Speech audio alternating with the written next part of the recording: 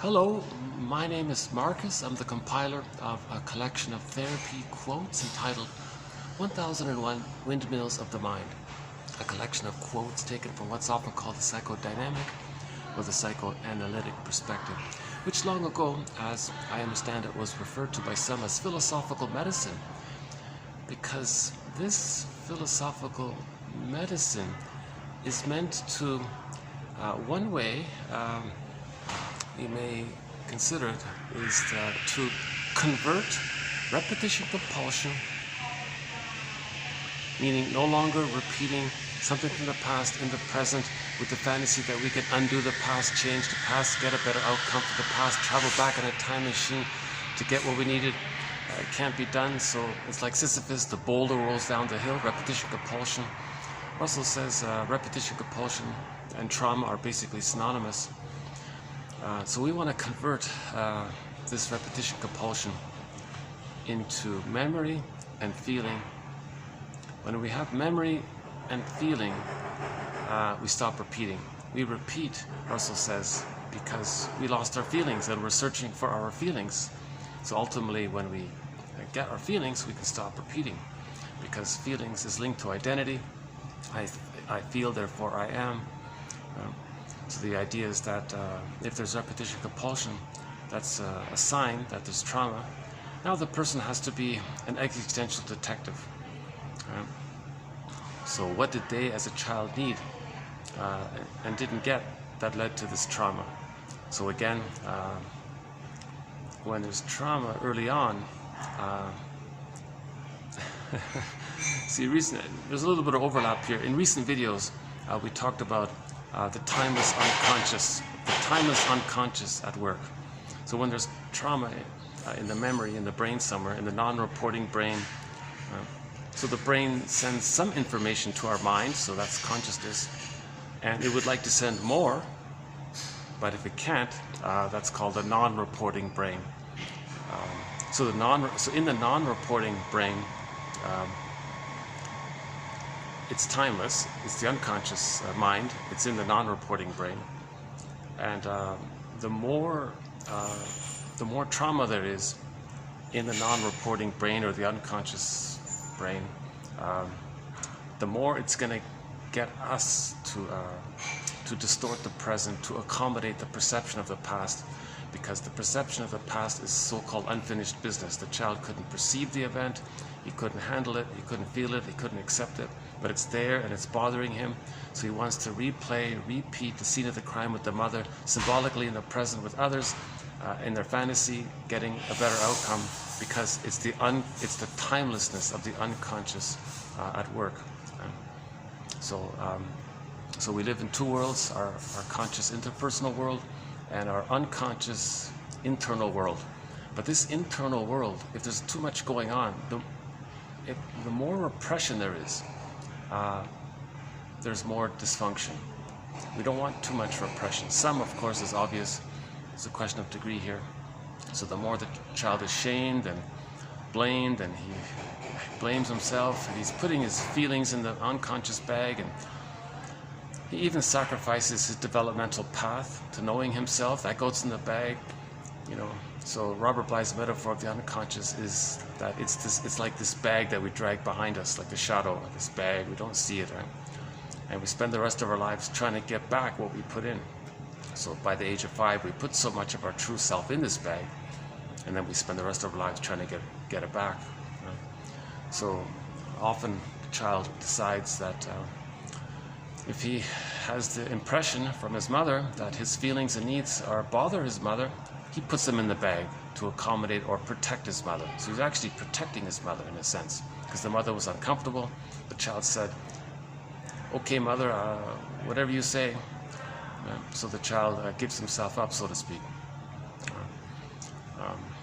And that can lead to living the provisional life, the unlived life, feeling that life's on hold. When does life begin? Life is not a dress rehearsal, that kind of thing. So it's like we're not really living life, because we're repeating the past and the present over and over again, like Sisyphus. So we're not enjoying the present because we're doing the same thing in the past we're transferring the past in the present, distorting the present to fit the past. So the present becomes new editions of the past again and again and again. It doesn't work.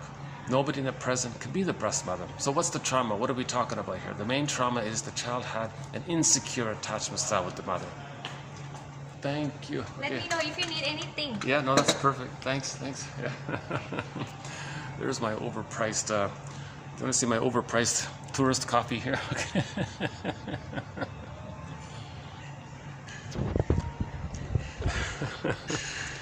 Tourist season has begun.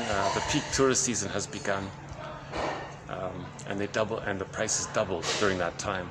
I tried to escape actually.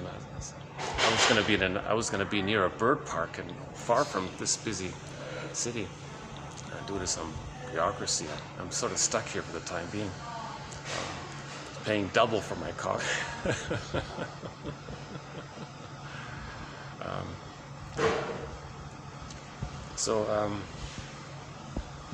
Let's just go back to the bag then for a minute. But it's a nice venue if I haven't shown you. This is my fourth day in a row in this little venue here. Luckily, at around this time, this little lobby area in this little hotel isn't used too much. So luckily, I can be here for a while. I did some videos on the rooftop in this building. They just crank the music way too loud. It's like a discotheque up there or something. But here it's okay, yeah. So once again, Robert Bly's metaphor of the unconscious. Now this, all of our own traits that we put in this bag, that's just a metaphor for the non-reporting brain. A part of our brain that would like to send us information, but it's so pained, and the non-reporting brain knows that we can't handle it because it's too painful. That's the nature of trauma. So it's stuck in this repression. So the non-reporting brain, it's repressed. If there's too much repression, that means that we're going to distort the present too much in this great effort to leak out material from the unconscious to make it conscious for us, to build our ego to accept it. Right? So we want to build our ego, meaning our ability to perceive what we couldn't perceive before. So the unconscious, when there's repression, there's projection. So one activity is called projection, when something's within. So the baby couldn't feel rage at the mother when she's misattuned, malattuned, these kinds of things. Right? So that's the trauma. The child lost the safety with the mother. He loses his feelings. Now he's enraged by this. He's scared of his mother. The mother's the stranger to him. If the baby's removed at birth for too long and she comes back, the mother's hormones dissipate and the bonding might not take place properly. The theory is at the moment of birth, the mother produces all of these hormones to help the baby latch. Right? And that helps the mother herself to be able to be in sync with the baby because they're in this symbiotic condition. So the mother can read the baby's signals and provide the maternal holding environment called the extended womb. All babies need an extended womb called the maternal holding environment, stage of social symbiosis, stage of undifferentiation. Baby doesn't know where he ends and his mother begins, kind of like a fusional state. It's called the unico mystica. It's this oneness there, the two, Mahler calls it the mother-infant dual unity, the unico mystica. So there's no, the theory is the child doesn't have, he's just in this blurred of feeling this oneness with his mother. He doesn't know where he is and the mother is. He thinks maybe the mother's just him. It's just all one there. It's blurred, right? So at the moment of birth, so that's what takes place in the womb, in the uterus as well. Now, when he's biologically born, that's meant to continue. But if he's removed for too long and the mother's hormones dissipate, Klaus and Kennel say the mother is kind of feeling sad at the loss of the oxytocin. And she may cognitively welcome the baby, but her body is already mourning like it was a huge separation loss. So her hormones are dissipating. And then she can't latch onto the baby. And the baby feels, who's this stranger? What is this? The baby feels rejected even. Rejected. Now they still bond, but it's an insecure attachment style, reactive, disorganized, anxious, avoidant, these kinds of things. So all of the dysfunctional personality patterns come from the insecure attachment style. So that's the trauma. It's called a strain trauma, interpersonal trauma, relational trauma, developmental trauma. Right? So when there is such a trauma due to insecure attachment style, the child doesn't feel safe anymore with the mother. He loses his feelings. It gets in the bag there. Now, the theory about that is, if he's... let me refer you to yesterday's video. There are two theories of what takes place at that special moment. There's a theory called the moral defense by William Fairbairn, and there's a theory by, is it Harriet Goldman, about why the child thinks it's his fault that that there's a problem at birth. So I won't redo that here, but yesterday we had some good material. I have to say, overall, the past, this is my fourth video, right? Fourth or fifth?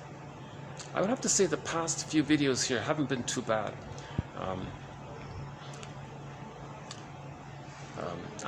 I would say most of my videos are pretty good. Content-wise, I think almost all of the videos are excellent in terms of content, in terms of quotes. Occasionally, maybe there's a weak one. Actually, today, in terms of content, it is maybe one of the weaker ones, because we did a real run of some excellent quotes. There's a lot of excellent material posted in the past several months, actually. Yeah. We've had a good run of excellent quotes. Today it's maybe going to be a little bit lighter in material, but that's okay. Sometimes unexpectedly a new link is made, so that's okay, right?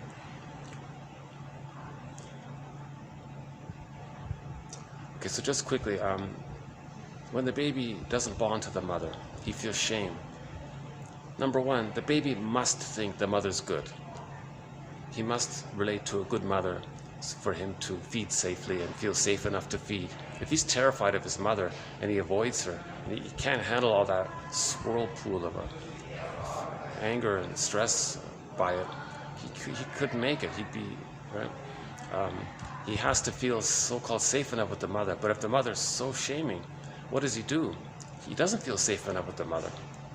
So he just hallucinates, like the guy in the desert who's very thirsty and and suddenly imagines an oasis. It seems to be something like that. The baby just hallucinates that that's going to be his mother. That when he's nursing with the painful, shaming, misattuned mother, he ignores it and just fantasizes or hallucinates that it's this goddess entity, this ideal breast mother. That's called the splitting defense mechanism. But the truth is, he is bonded to this devouring monster that wants to eat him. So in the baby's imagination and his pictorial world thinking, again, it's primary process thinking. The child doesn't have words yet. He thinks in images and things are exaggerated. It's a different world in the unconscious. Okay? So the theory about that is the baby's enraged at being shamed. He can't accept his feelings of rage. That's too much excitation. He can't. That's the swirl. That's the whirlpool in the Odyssey. He can't accept that. So his rage is repressed. When something's repressed, it's projected. So he says the mother's enraged. That's some way to manage the anxiety so he projects his feelings because he can't accept those feelings. So if a person can't accept their feelings, they say others feel it. So that's one of the quotes from today. Frequent in occurrence are attempts at projecting. No, it's the first one. Affects, emotions may be projected. That is, perceived in someone else, to avoid perceiving them in oneself. So the baby can't perceive his rage in himself. It's too much for his system. So to avoid that pain, he perceives it outward to whoever's there, meaning the mother. So the mother's enraged. Same thing with his needs. The baby wants to take in the interaction with the mother, take in the experience of having been in this maternal holding environment with the mother. with his neural networks, he wants to take in an interaction with the mother where the mother was there for him, and he has that kind of, like a loop inside. Baby's stressed, mother responds, baby feels better, it's a loop in there, he can do it for himself. The baby wants to take in, right? Now if that's blocked, if he believes that his needs are unwelcome by his mother, he sacrifices them, so it's repressed. When something's repressed, he projects it. Now he says that the angry mother wants to take him in. Now the mother is seen by the helpless tiny baby as, in terms of importance, that the mother's this giantess in the nursery. So now this enraged giant wants to take him in. That's what the baby thinks of his mother when she's misattuned, not meeting the baby's needs, out of sync, partly because of the removal. When the baby's removed too long, the hormones dissipate, and the mother can't read the baby's signals. So ideally, barring special emergencies and all that, the baby's handed to the mother because the hormones are there to facilitate the continuity of the womb.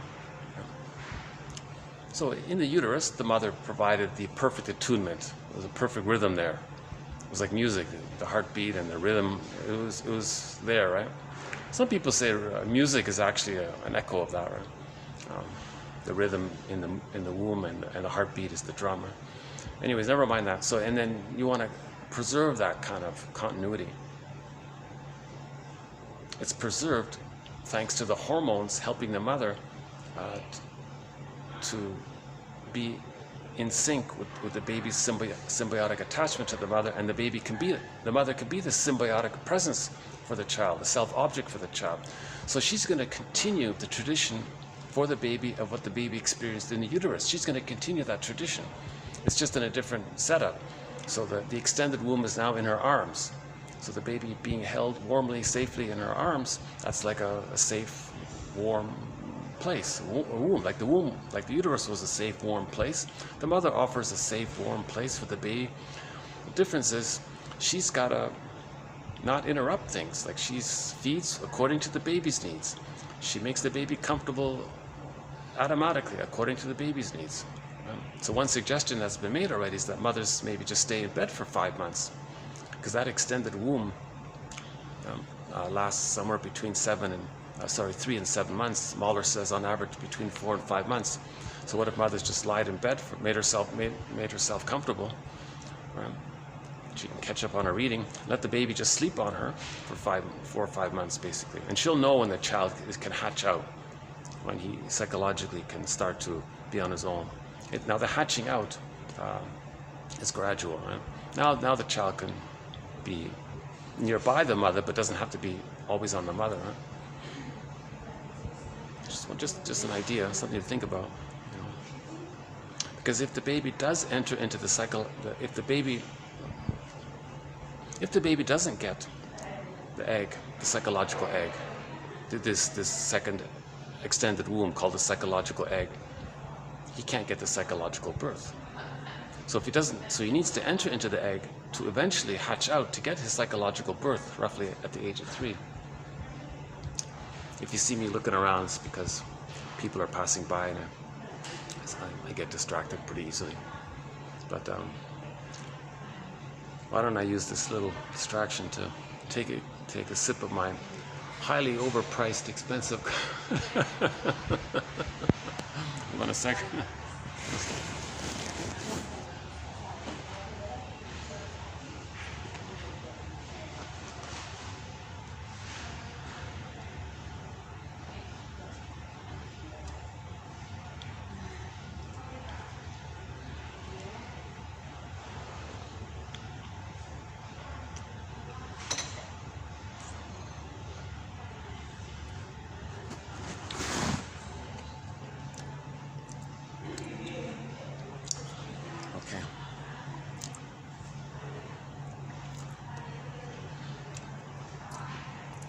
Yeah, that they made it really strong this time.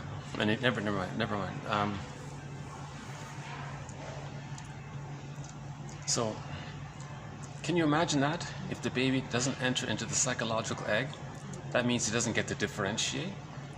That means he doesn't get to know himself, have his feelings and his identity.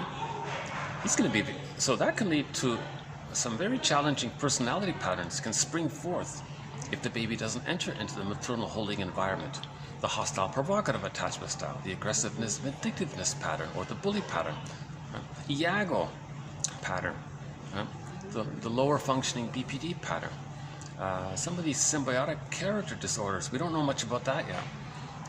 And there are a few other patterns there. But the main one is the bully pattern. The narcissistic pattern enters into the egg but can't get out. We're talking about those who don't even enter into the egg.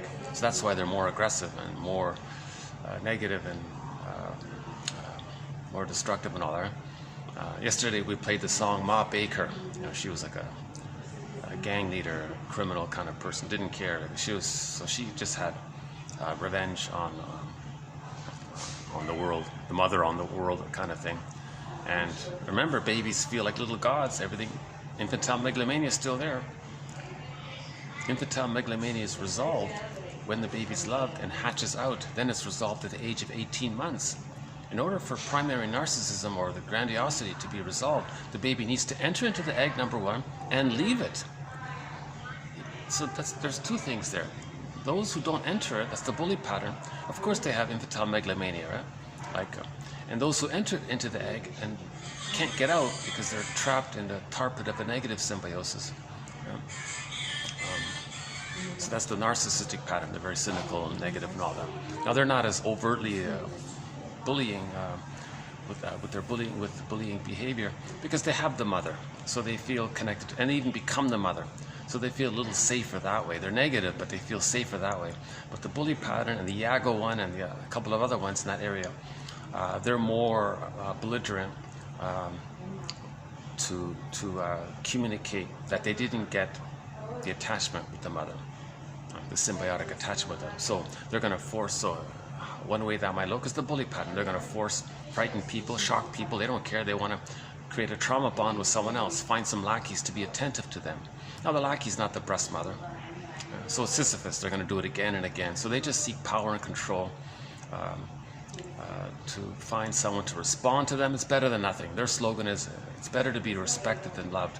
Forget about, they're not in that area of love. They just want the response. And that's some kind of at least momentarily they feel a little better if they get the response. It doesn't change psychic structure because the lackey is not the breast mother, so it's always disappointing. The boulder rolls down the hill. They're going to do it again and again. It's like a broken record, so they can spend their whole lives in this aggressive way, constantly seeking supply, right? Responses from others. It doesn't work, right? But one quote is that that's a mirror to know that they didn't get their symbiotic needs met, or they were prematurely ejected out of the egg. Maybe they partially entered, but they left it too early.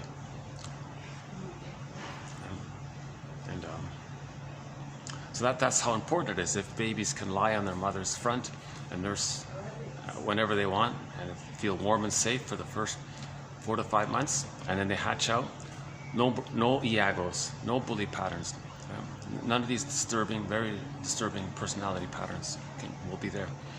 At that point, now we're into the area of the narcissistic pattern. So let's say the baby is bonded in the union. Ideally, he hatches out, he's on his way. Right? Let's say he is bonded there, but something goes wrong. It's negative, and the baby can't quite begin to differentiate from his mother. Now we're into the narcissistic pattern. So he has the mother, but he can't leave, so he's angry. So he feels shamed. So that's called negative magic gesture. He's going to shame others to communicate that he was shamed. He's going to be cynical towards others to preserve his infantile megalomania. Again, he didn't resolve his infantile megalomania. The bully pattern, Iago pattern, narcissistic pattern, lower functioning BPD pattern, and we're missing a couple here. Their infantile megalomania hasn't been resolved. So cynicism gratifies infantile megalomania. The bullying behavior gratifies infantile megalomania. So the infantile megalomania, the image for this is the myth of Narcissus. He looks in the pool of water, he sees a reflection of himself. That reflection of himself is the concept of him that he has of some memory of when he was in the womb and he was like a little god. He was so important, and he's chasing that. Now the irony is, the baby was never a little god, but he's chasing that image, and that's who he thinks he is. So that manifests as cynicism, because he's got to be, the mother shamed him, he identifies with the aggressor, the mother was one up over the baby identifies with the aggressor, so cynicism puts others down, he puts himself in the one up position. So another one is Schadenfreude. If the mother shamed him, he felt pain. If he's the aggressor and shames others,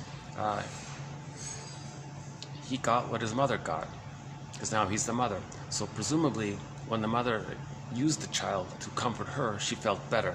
So that's Schadenfreude. She felt better at the expense of her child. So the child identifies with the aggressor, uses others, let's say, or hurts, or shames others, and they feel a little better. So that's the Schadenfreude. So the main emotions for the bully pattern and the narcissistic pattern, for those who didn't differentiate, the fusion is still there. So hate, greed, envy, granby, spite, vindictiveness, Schadenfreude. Now the melancholia is that they can never mourn losses. So they have complicated grief. They can never mourn losses, because the psychic structure needed to mourn losses is differentiation, but they never differentiated. You first have to enter into the egg and then be loved enough and saved, and then you differentiate. Then you can mourn losses, but they'd never entered into the egg, or they're in it but they can't get out. So they can't mourn. So any kind of loss out there, they can't acknowledge it, because the template, the schema, the script, the working model is the image of the self and the image of the other. It's all one. So later on, if there is an actual loss, they look at the template. The other was them. So if they were to admit actually that there was a loss, they look at the template. The emotionality is, well, if the other is them, and they admit that the other is not there anymore, that feels like the loss of them, because the other is them, so they can't do that. So there's melancholia there. That's psychic pain, emotional pain. So they want to mask that. So there's the manic defense. So the search for glory, Karen Hunt, meaning negative glory, like power, looking out for number one, the machismo, the bravado, the aggressiveness, the don't care about others, lack of empathy. Okay. Now related to this is what's called part-object relating. The baby at the beginning relates to parts, so-called parts, not really the full mother. In the womb, it's the placenta and the cord. It's kind of like a part. And then after birth, it's the nipple, and then it's the breast, and maybe the breast mother. And later on, it's the mother. Right?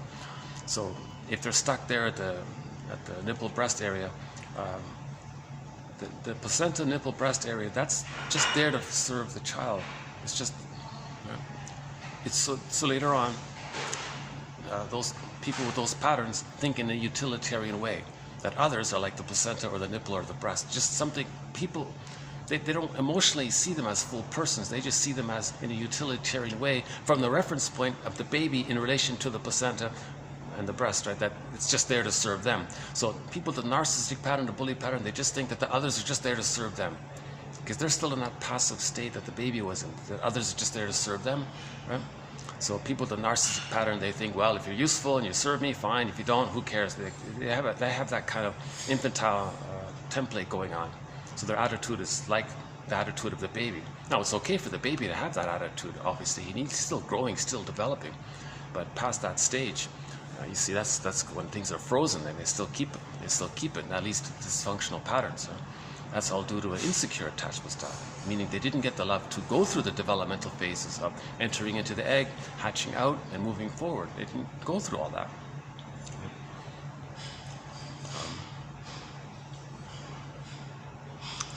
Okay, so let's go back to when something's in the bag. So let's just stick with this. Now, the jargon for this so-called pre-Oedipal. I don't like that phrase, but yesterday it came up, so let's just use it again. It just means this period that we're talking about. Basically, the first year, let's say, roughly. It's just between the mother and the baby. This jargon of the Oedipal, that means when the baby differentiates and now the father's around. There's maybe a little. Now it's a three-person psychology. How does he make the transition to leaving the mother and having a closer connection to the father? But it's a different kind of relationship. It's not the same. The child doesn't transfer the needs of the mother onto the father. That's the pre-Oedipal problem.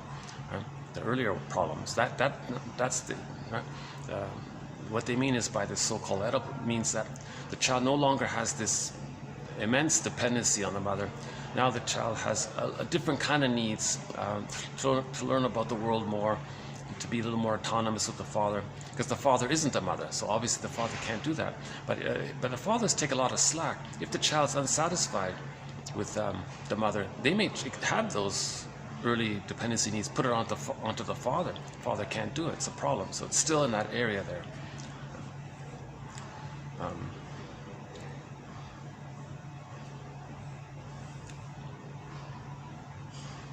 So yesterday's video, one of the things that gets put into the bag is that the baby makes this belief about himself that he's no good, in correspondence with the need to see the mother as all good. Now it's a fake image of the mother as being all good. Now she's partly good, of course. We're not saying not, but in the baby's mind, it's got to be either or. He can't face ambivalence with the mother. He can't see the two sides of the mother. The mother has to be good enough. He can't think about that she's going to shame him or something. It's got to be perfectly safe for the baby. So that's called the ideal breast. So the child sees the ideal breast and corresponds to that. If he's feeling shame, he thinks there's something wrong with him. Now, yesterday's video, Goldman said that interesting thing. Okay, I'll just quickly summarize it, I think. So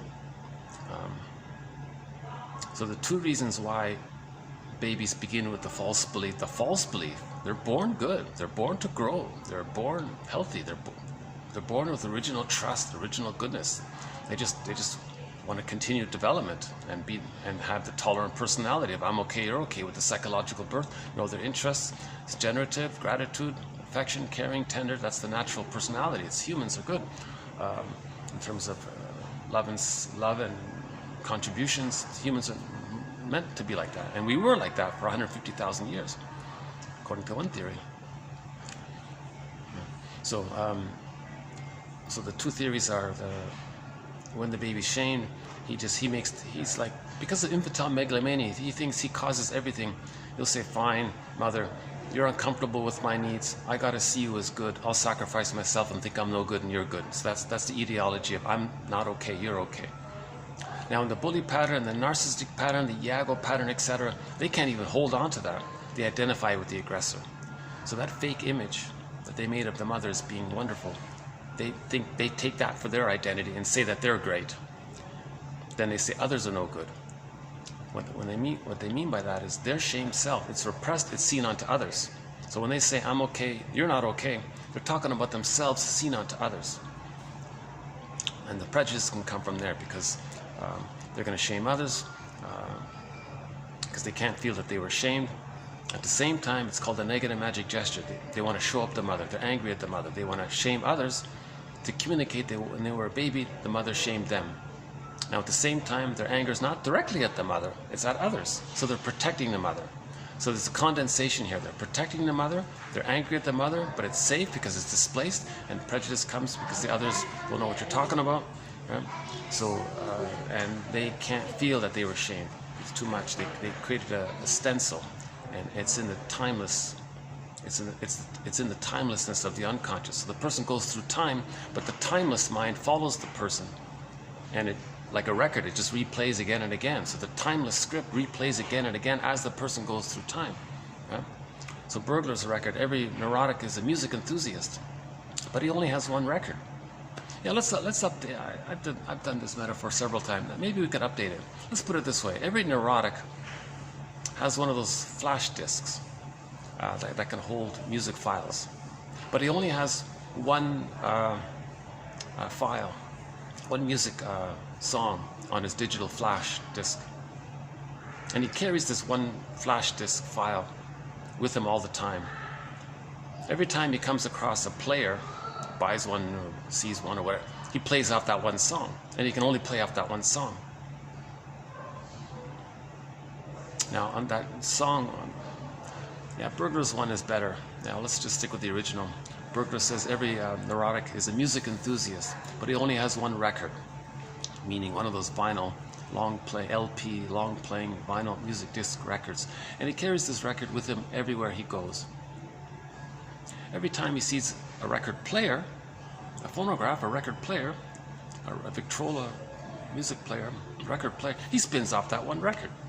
That's the image of, in every new situation, the new record player, he's going to replay the past situation in the present, thinking he's going to get a better outcome. That's the thing about trauma. We keep repeating it over and over again to change it, but it's stuck. So the idea is to be aware of it and then mourn. And the solution is to mourn it.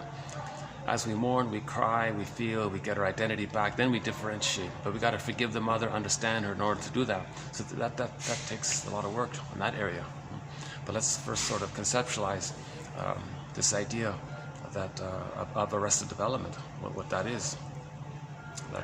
So dysfunction is the repetition of a frozen infantile conflict, a frozen trauma. So Bergler says dysfunction is a repetition of a frozen or crystallized trauma.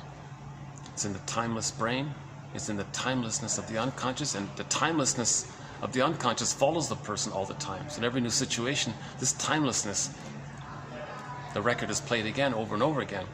Okay, so that means they're going to distort reality. They're going to believe that the person in the present is, if they're safe, they're going to see their innocence onto them. They identify with the aggressor, the mother, and they're going to shame them to say that, look, mother, you shamed me, I shamed them, to show you that you shamed me. So they're in this battle with the mother in the mind. And also they're expressing, and they are legitimately angry at their mother in the mind. So they're trying to notice that their behavior is an expression of the anger at the mother in the mind. Now, we have a very good quote from Morton Keesem. He says, if you're angry at someone else, pause, direct it to the parent, because you're protecting the parent by directing it to someone else, because that's the script. At the very beginning of birth, the baby said, I'll give myself up to have the attachment. So he's protecting the parent because he's not expressing his anger towards the parent, and that's like a stencil. And every new situation does the same thing. He'll be dysfunctional towards himself or to others. You see, so that's a very key. One of the most important points, I think, was done recently. I think it's 22, 91 and 92 and 93. If you look up Keeson in the search engine, Kisen, you'll find his quotes there. Or better yet, read chapters 8 and 9 of his book, Affect, Object, and Character Structure by Morton Keeson. Just read those two chapters together. You'll know what I'm talking about. Okay. The summary is dysfunction. My summary of it is dysfunction equals protecting mother. If you're dysfunctional, you're still protecting the mother. That's the script. That's the frozen. The image of that is the woolly mammoth stuck in that block of ice. It's frozen and it's preserved there. 30,000 years, this woolly mammoth is a block of ice. So the child has this frozen thing, and we're still doing it. So dysfunction is protecting the mother. Now, condensation, he's still angry at the mother, but not directly. So he's protecting her. He's going to tell the world, show her up, so to speak. So he's doing it sideways. He's not expressing his anger towards the mother, because the baby couldn't express the anger towards the mother. So the script was the baby cannot express his true emotions toward the parent.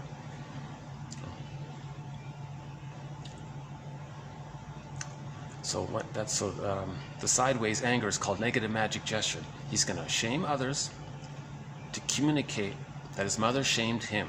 It's called a negative magic gesture. He's not doing it directly to his mother. He's doing it to others. Now the third person, the innocent, so it's a non-threatening other they shame. So they're chosen because they're safe. However it is that they're safe. So prejudice can come from that, because if the safe person looks a little different, difference triggers how the person didn't get love to differentiate. So he's envious that way, because he didn't get his difference. Difference is for delight. When he differentiates, he has the delight of knowing himself. He doesn't have the delight of knowing himself.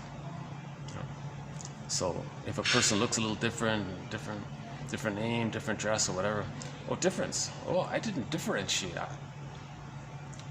So I don't know if it's just an accident on the play of the words, But we have a quote about this. That's why people with a different language or something are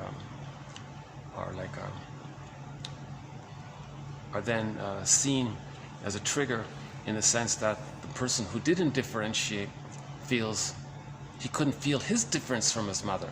So if someone else looks like they're different from their perspective, they're different from their mother, let's say, they're different from their mother, so they've achieved difference from their mother, but they didn't, something like that. But the main reason for prejudice is they see their innocence onto someone safe, shame them to communicate that the mother shamed them. Now they're going to rationalize. Now they cloak it over with fake lies and excuses and make up stories. They don't care. The purpose is, number one, they can't feel the shame. Number two, if they see the shame outward, then they don't feel it within. Then if they see it outward, then they can act like the aggressor to communicate what the mother did to them, to show up the mother partially, right? Now in their identification with the aggressor, they are the mother now.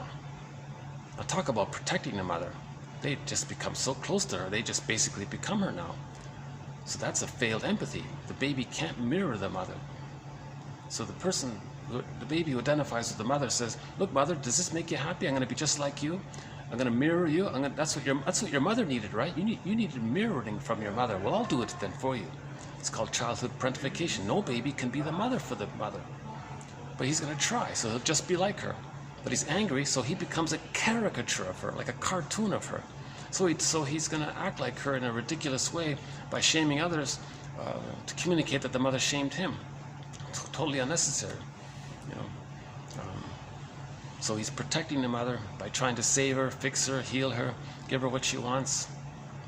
Plus, he also wants to master the trauma of being trapped with her, and he becomes her to try to anticipate her. If he is her, then he feels less pain. He's not such a passive victim of her. If he is her, then he can be active. He can be an active version of her. So he's trying to minimize the pain of it all.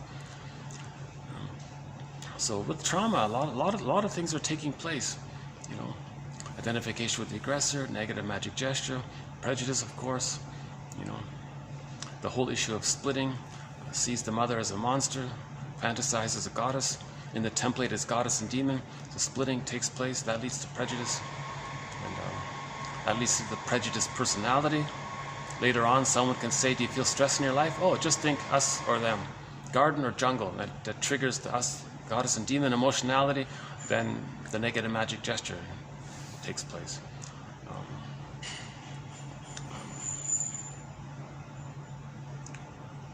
There's a lot of material. There's a lot going on. So defense mechanisms are maneuvers of the mind, mechanisms of the mind, operations of the mind, tricks of the mind to deal with anxiety. The baby feels immense persecutory anxiety when she shames the baby. Shame, the emotion of shame, is depicted as the inferno or hell scene in a mythological story. Again, in myths and fairy tales, they're metaphors or symbols for internal dynamics. So the hell scene or the infernal scene is just a pictorial symbol, metaphor, imagining to describe. It's an attempt to describe the emotion of shame. It's this burning, biting feeling. So some artists drew that, and it kind of stuck, right? So can anyone think of another image for shame? That's probably one of the most clearly vivid ones, right?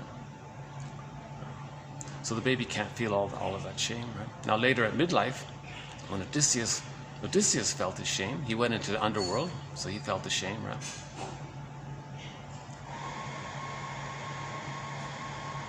Hold on a sec.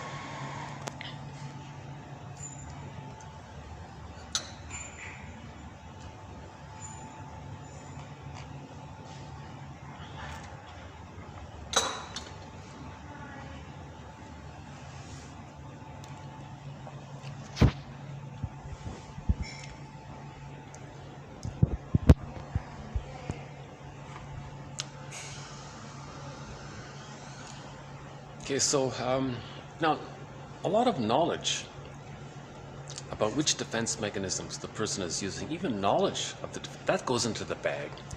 having the ability to identify and name our defense mechanisms, that goes into the bag. So when the baby's shamed, his emotions go into the bag. Knowledge of the event that he couldn't perceive goes into the bag. The emotions related to it gets compartmentalized and puts into a separate box in the bag. His pathway, his psychological egg is in the bag. His ability to mourn losses, that's in the bag. Because in order to mourn losses, you need your feelings. If he doesn't have his feelings, he can't mourn losses. Now the person is going to have complicated grief, melancholia, pathological mourning, aggravated grief, prolonged grief. These things can lead to soul loss, nervous breakdown, emotional fatigue, burnout. The manic defense, they're going to be pure gain, bravado, machismo. Of course, they're going to mask it over with pseudo-aggression. So they're very going to be not care about others in an active way. So the benign form is they're going to be a workaholic or something, or always keeping busy or something. And they may get some secondary benefits by it. If they're a workaholic and they get a high salary, they may continue to do it. But they're doing it because they can't, as a defense against complicated grief.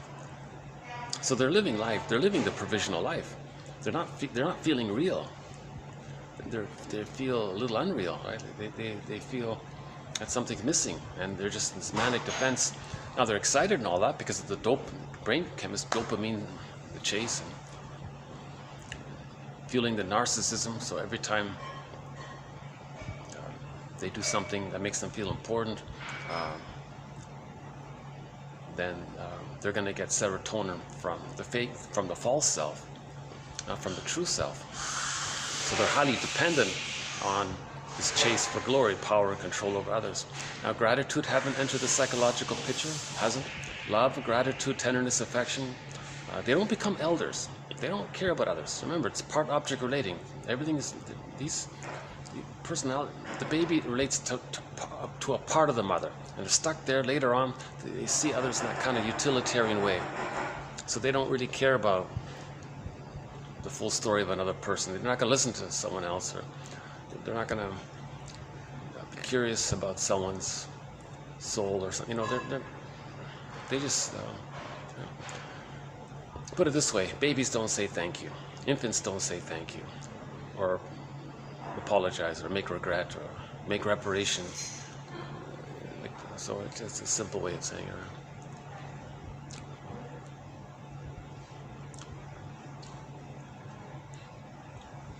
Okay, so defense mechanisms deal with anxiety, right? Tricks of the mind. So that was a trick of the mind when the mother is seen by the baby as a devouring monster that wants to eat him. So one defense mechanism was projection. He projected his rage and his needs onto the mother and created this image of her like that. That's projection there. He creates an imaginary other figure for his mother. That's the goddess breast, the ideal breast they call it. So and they're separate. They're two people. That's splitting. The mother's not two people, but in his imagining, the mother's based on two different people. The truth he can't accept, the fake one he admits. There's two people in there. So prejudice comes from that. So that guy, that rude guy we mentioned before, he said that his mother objectified him and didn't care. Later, he objectifies others and then doesn't care. So his slogan is, I don't care about others. He just always, someone says they have an emotion, his partner says his friend says he has an emotion. Oh, he doesn't care. No, you're not useful. You're breaking the deal. A burglar says, if two people with a narcissistic pattern get together, the deal is they take turns playing big shot with each other. They're not supposed to share feelings or vulnerabilities. If one does, they broke the deal. So friendships so-called friendships can come to an end, right? Because the ideal useful or devalued, things are utilitarian, strategic, these kinds of things. So greed is mainly there. Envy, hatred of the good, because goodness reminds them that they didn't get the goodness they needed, so they want to see the goodness spoiled. So then it doesn't trigger them. If they don't see goodness, then they're not triggered. Now, if there is goodness, they want to grab it all in. So that's the greed. So of course they're greedy, stingy, hoarding. It's all for them. they're still in that baby mode. The baby's passive. He's supposed to take it all in. So they're still in the narcissistic pattern bully. They're still in that mode. They're not relating to others as people in their own right, and they don't even see themselves in a full three-dimensional way. They don't have self-compassion really. They're just in this survival, so-called survival mode of the amygdala. So in the movie Inside Out, we saw this, right? So joy and sadness representing Riley's soul was in the unconscious. All you had at the console was fear and anger, and yeah, there was a third one, but mainly fear and anger. That's the amygdala, the flight or the stress response, hypervigilant, can't relax, quick to anger, impulsive, afraid, scared easily, these kinds of things. So it's just hyper-reactive. Huh? So a good movie for that is Bob's Enlarged Amygdala. It's a comedy film, only 30 minutes long. Bob's Enlarged Amygdala. And Inside Out, the image there. So that shows two worlds, right? The unconscious world, joy and sadness, they went into this other magical world, and then on the console was fear and anger. Right? So at the end of Inside Out, joy and sadness came back. So Riley was whole, she was integrated. So she found Ithaca. So in the Odyssey, Ithaca is the connection to himself, it's his inner home. So Ithaca is his home, but it's a metaphor for his inner home. So he's removed from his inner home. He has a long way to go to find the connection to himself. Right? He has to admit shame. So that's the hell scene. He has to see the link to why he was shamed. So in the hell scene, he saw Jocasta. Okay, that's a symbol for when a mother shames the baby, uses the baby, that's Jocasta. He saw Agamemnon, how the mother shamed him. He betrays himself. The mother betrayed him. That's Agamemnon. Then now when he faced shame, okay, similar to the Phantom of the Opera, when the singer went down into the basement, okay, that character is not a physical character. It's a metaphysical idea. It's an image or a symbol, metaphysical idea of something to represent the singer's own pain, shame, and rage. So she got in touch with it, owned it. She came back on the stage and became a better singer. That's a metaphor. The person is more integrated in there. They can perform better and do better. Well, they can do better in the world. So she was a better singer. So when we own what we disown, we're more fuller. So she was a fuller, richer singer. So so she was emotionally richer when she owned. Our emotional treasures are there, so we want to get back our emotional treasures. So the whole Odyssey is just like one long dream. It's just it belongs to one mind. Every character is just some kind of imagining of aspects of ourselves. Like the Cyclops, right? Eating the people.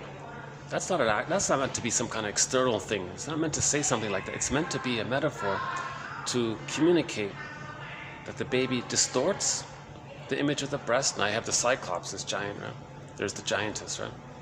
The one eye is the nipple, and the baby wants to take in, but he can't take it. The giant is taking in the people. That just means the baby wants to take in. So the baby's not being breastfed properly. Right? There's forced feeding or missed feeding or something went wrong with the breastfeeding. So he's enraged. Now, since he can't take in, he thinks the monster wants to take in. So we saw the scene that Cyclops was eating the people. We saw that scene. It's not meant to be some tactic to scare people. It's a myth. Myths are psychology. It's a psychological story. The Odyssey is a psychological story. Now the image was when Odysseus attacked the nipple, the eye nipple. It's one, right? Then he could escape. So maybe that's a relief for the viewer that maybe the baby finally found a way to free himself from the forced feeding or whatever it was. So there's a lot. The Odyssey, we have a major thread, so we have 50 threads in 1001 Windmills of the Mind. 50 excellent threads. One of the key ones is the psychology and interpretations of myths and fairy tales. We do the Odyssey, Orestes, Kor, Demeter, Persephone, Summer Legend. Some of the tales in Alan Chinnon's books. So Robert Bly's name will come up sometimes during that. Marion Woodman and others. John A. Sanford, Robert A. Johnson. So we have some good interpretations of myths and fairy tales. Again, myths and fairy tales are metaphors for internal dynamics. They're soul stories. They're true on the inside, not on the outside. They're true on the inside. So one of the main mythological or fairy tale motifs is the psychological pattern of splitting, goddess demon, yeah? Hero villain, these either or characters, and they're separate. Notice how they're separate. So the baby, that's why in prejudice they don't care if they hurt the other, because no one would feel bad if you thought the other person was some kind of demon or something. You don't, right? So that's why they don't care about others, because the baby thinks the mother's got to be all good. This other one is this bad person hurting them, and they're operating from that emotionality.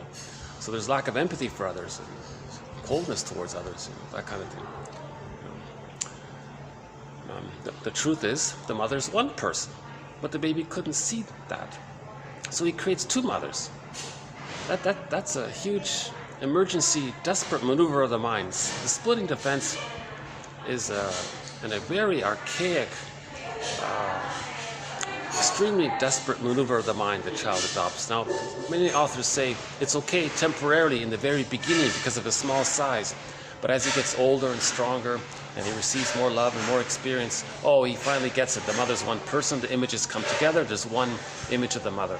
And when there is one image of the mother, that allows one image of the self. So it's like two tennis balls in his representational model. That's differentiation, that's whole object relations, that's psychological birth. He needs the two separation there. But this only takes place when the love outweighs the shame. Then the two sides can come together. If the shame outweighs the love, okay, strain, trauma, developmental trauma, relational trauma, the insecure attachments, okay, if the shame is chronic like that, consistent like that, one person calls it an emotional trauma, and the splitting is still there, then splitting prevents differentiation. Right? So at midlife, we look at some of this and say, okay, what's going on here? What's in my unconscious? So we make inferences. If a person has prejudice, well, that's an inference. If a person tends to think in dichotomous ways of thinking, or sees others in a more utilitarian way, or lacks empathy, if they don't have gratitude, there's an immediate clue. If a person says, what's this gratitude? Now, if they're cynical about it, well, it's useful, great. That's not it, right? Cynicism is infantile megalomania. So if people are very cynical all the time, sarcastic, biting, what did he say yesterday? Biting banter, biting,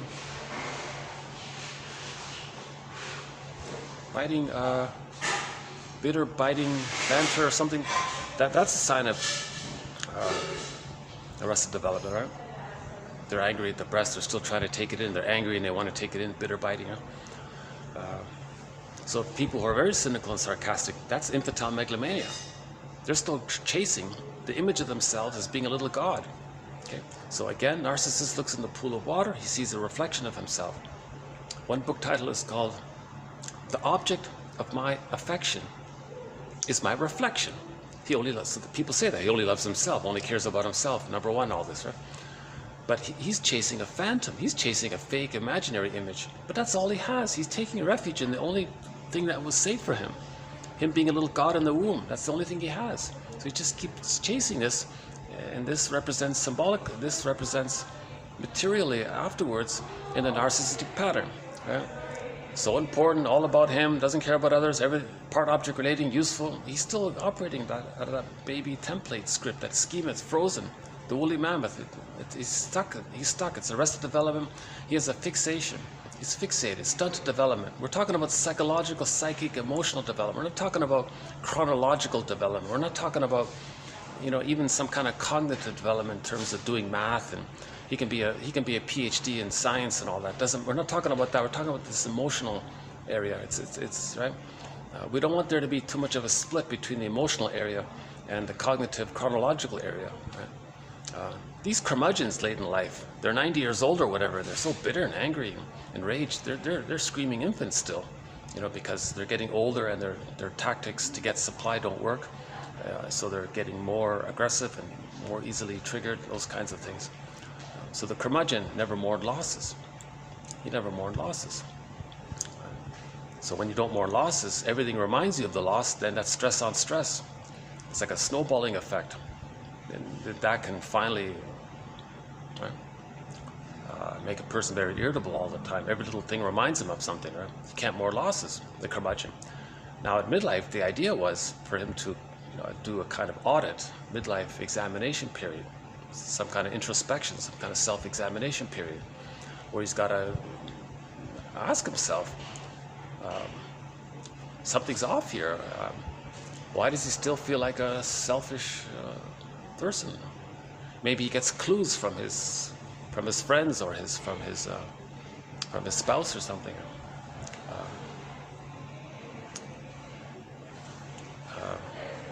Now, if the secondary gain he gets of being selfish is too great, he might not bother.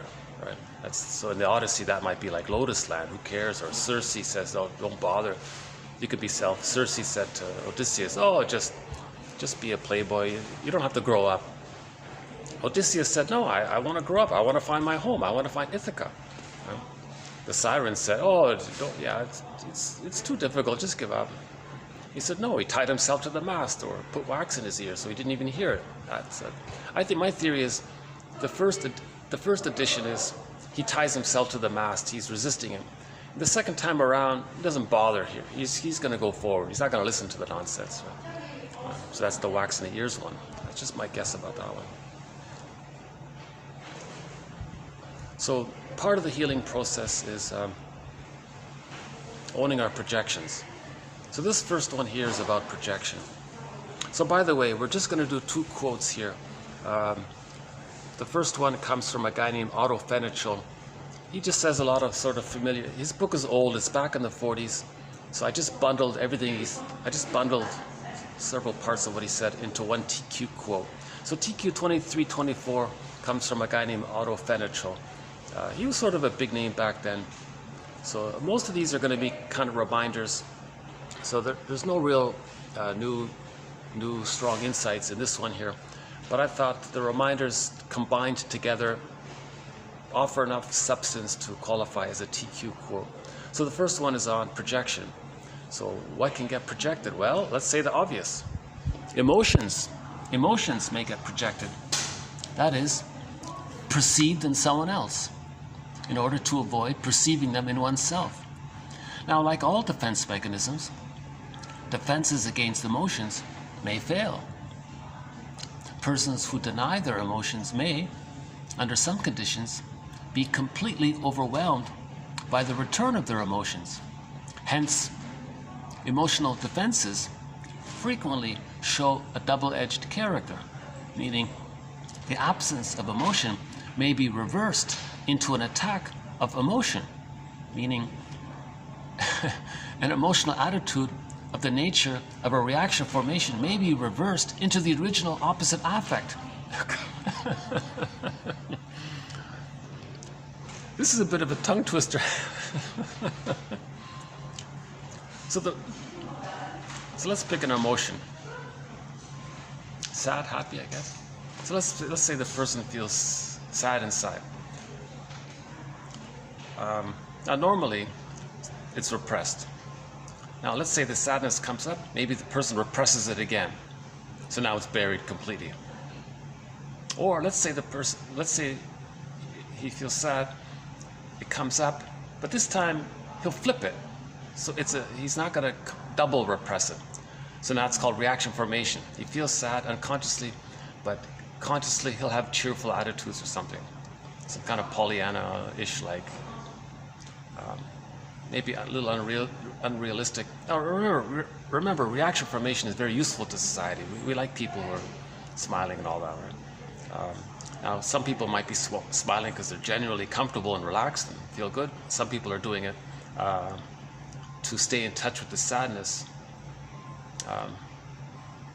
but they do it in the flip form or something like that.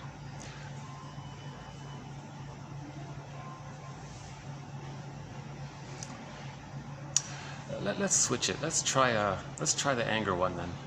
So let's say a person does feel angry, but they deny it, right? So they say others are so hostile and angry all the time. They don't look at how they're angry at the time. Oh yeah, so by the way, let's pause for a sec. If a person says to their friend strongly, look how hostile that person is. Okay, pause. Direct it to the parent. Maybe your parent was cold and refusing and hostile. if you think someone else is hostile, number one, direct it to the parent. Number two, ask yourself how you yourself can be like that. So at the end of this video, I'm going to propose a self-help exercise. That's part of it there. So when you have an opinion about others, normally we say, look how it belongs to you. It's a mirror. See how it belongs to you. I'm experimenting with the idea. First direct it to the parent and then see how it belongs to you. Maybe it facilitates it.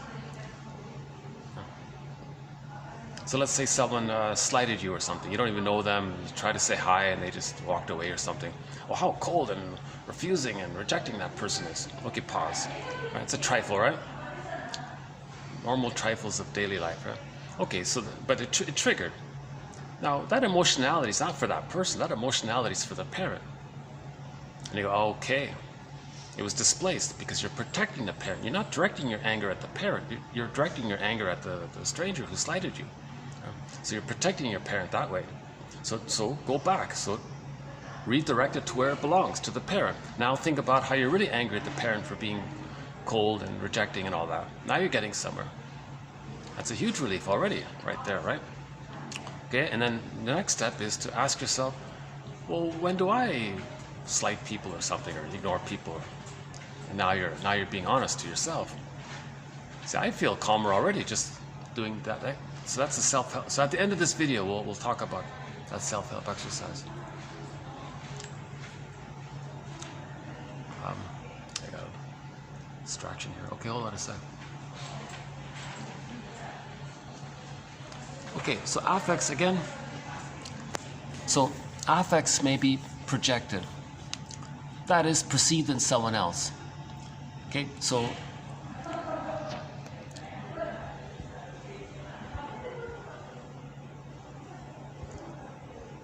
maybe you don't want to admit that you kind of feel good inside.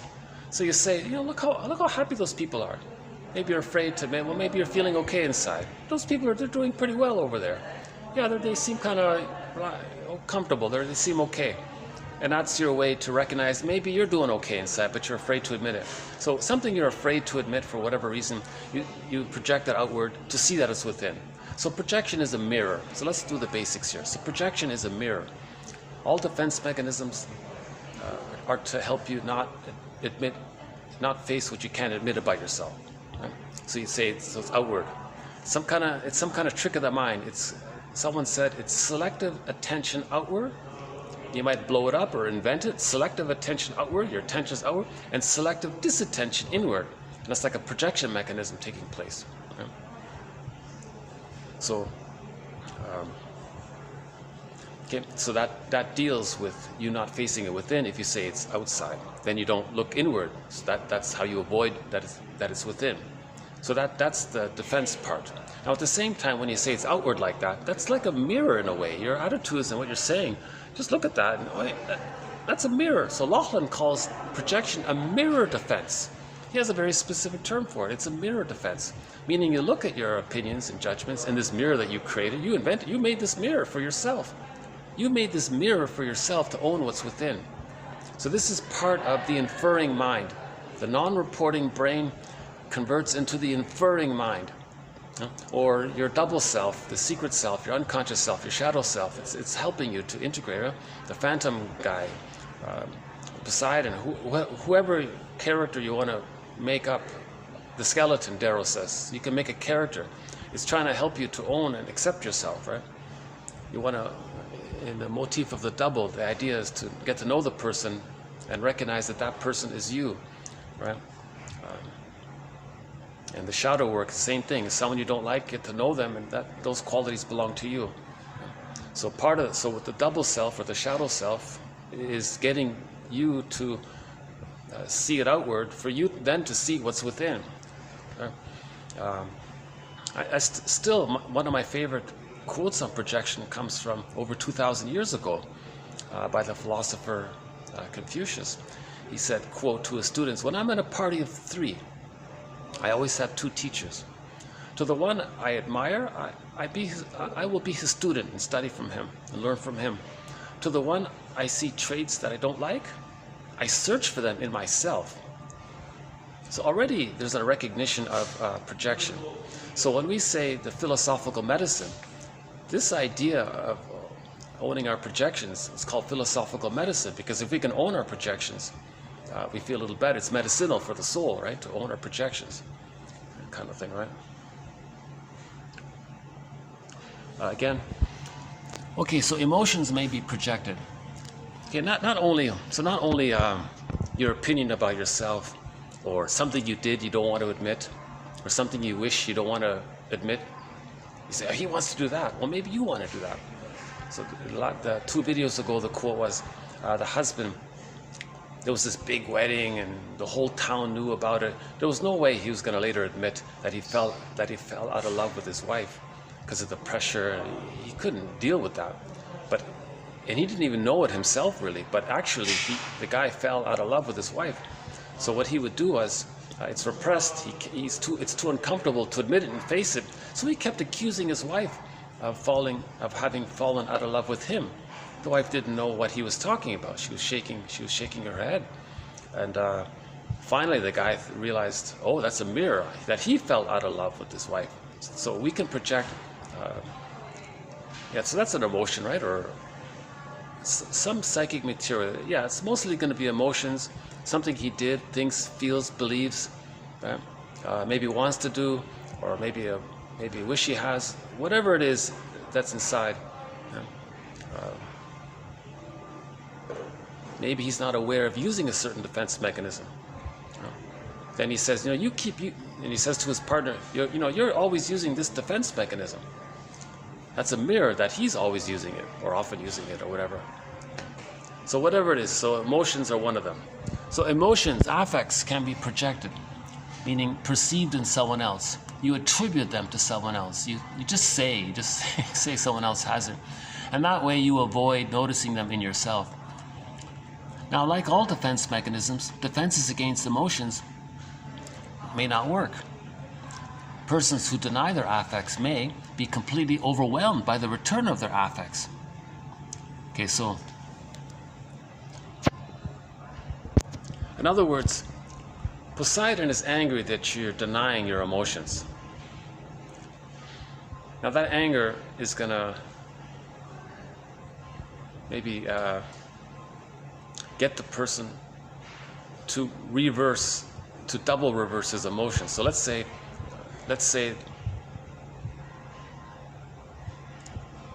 the guy is, okay, let's stick to anger then. So let's say the guy feels some hostility inside, some anger inside, because of complicated grief. He couldn't grieve losses, so he feels angry inside.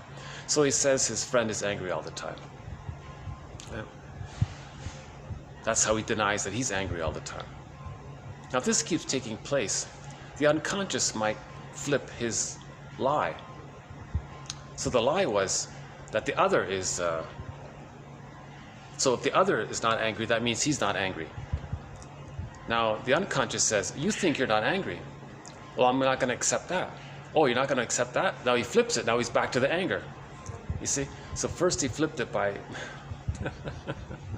So he feels angry. He says, no, my friend is angry. So now he doesn't say he's angry. Poseidon is angry and says, I don't like this. Now he feels the stress of the pressure of not accepting that he's not angry. And to deal with that, he flips it again and says that he's angry. So he's gone back to the original, but in a roundabout way. I think that's what the tongue twister means. Hence, emotional defenses frequently show a double-edged character. The absence of emotion may be reversed into an attack of affect, meaning an affect attitude of the nature of a reaction formation may be reversed into the original opposite affect.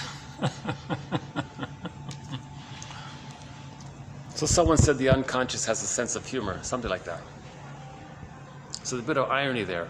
He's convinced that he's not angry. Poseidon is angry. The person doesn't want to feel what Poseidon is saying. To deal with that, he says, okay, I'm not angry, I'm angry.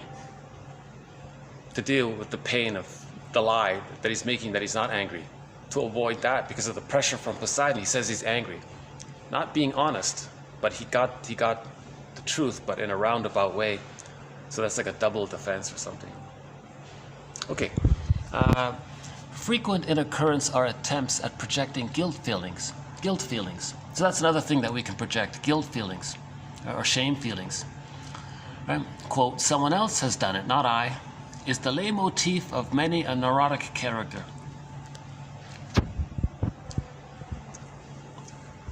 So the person created that existential conclusion that they're no good, mother's good. They don't want to feel that shame. They say others are no good. They unconsciously feel no good. Or guilt, they did something wrong. Now in the guilt area, the next one here. A common motive for telling a joke consists of an attempt to get the approval of the audience for the underlying guilt in the offensive material concealed in the joke. Also, sharing the guilt is also of basic importance in group formation.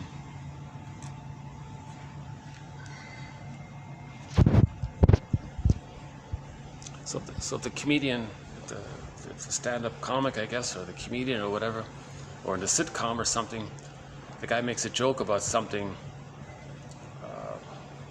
that he did that he doesn't like, but he manages to get other people to laugh at it. Suddenly, oh, it's okay then if everybody laughed at it. So that's his defense mechanism to hide the guilt. Plus now the whole group is involved, and now we're all joined in it. There's a group formation, so you feel safer in it. So humor can be a kind of a defense mechanism to deny the guilt by tricking other people to laugh about it while he slipped in the assumption of something shameful that he doesn't want to admit, right? That kind of thing. Again, 1940, this is an old book, right? Okay, next one here. The connection between repression and projection. Sometimes repressed ideas are unconsciously felt as objects that have been removed from the ego. This brings repression near to projection. So he says here, something that's in the bag doesn't belong to the person. So already you're halfway towards projection. If it doesn't belong to you, it belongs to someone else. Right? Everything in there belongs to us. But maybe sometimes it feels like it doesn't belong to us. So you're already halfway to projection. It doesn't belong to you. So that's a good little point there. The client, this client prefers to feel dangers as threats from without rather than from within, because certain mechanisms of projection, certain mechanisms of protection against overly intense stimuli can be set in motion against external stimuli only. So if the person feels unconscious anxiety, there's an internal threat. The internal threat is the memory of mother abandoning him, shaming him, that those emotions are coming up. He doesn't know what to do with it. What does he do with this internal threat, with this anxiety? Now, if he sees the rejecting mother onto someone else, he externalizes it and says that's the threat. Now he knows what to do. He can be belligerent and say negative things about them. So he knows how to handle being rude to others externally, but he doesn't know how to face the internal danger, right? So So that's one reason why we project, because he doesn't know what to do with it inside. He doesn't know how to love his inner child of the past. He doesn't know how to say, there you are, inner child of the past. You're scared. I'm here. He doesn't know how to reparent himself, or he doesn't look into that, right? Or doesn't look in that area. It's called so-called self-responsibility for his feelings. He's got to heal himself, right? So to avoid that, he thinks, well, it's just easier to say that the internal danger is not the memory of my mother shaming me. I'll just say that someone else is no good. Then I can be negative towards them. Then he doesn't feel the internal threat if he creates if he manufactures. So the quote is, they manufacture an identity for others for psychological needs. His psychological need is that he couldn't handle the anxiety of facing the unconscious memory coming up. So he invents an identity for someone else, meaning projects the frightening mother onto someone else, and now he says, oh, you're the cause of my anxiety. So now he has an external focus to avoid the internal anxiety. Okay, next one. Reaction formations seem to be a consequence and reassurance of an established repression. a certain type of repression which can be distinguished from other repressions. It is a type of repression in which the counter-cathexis is manifest and which therefore succeeds in avoiding often repeated acts of secondary repression. The reaction formations avoid secondary repressions by making a once and for all definitive change of the personality. The person who has built up reaction formations does not develop certain defense mechanisms for use when wish or emotions or life force memories threaten. He has changed his personality structure as if his forgotten wishes and needs and memories were constantly present.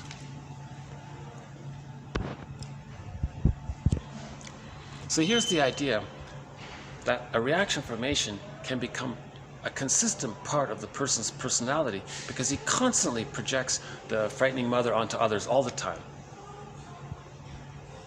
Rather than just temporarily under stress maybe says the opposite of what he feels, he constantly is stuck in a mode of an opposite attitude to deny an opposite trend within because he's constantly seeing the frightening thing outward, something like that.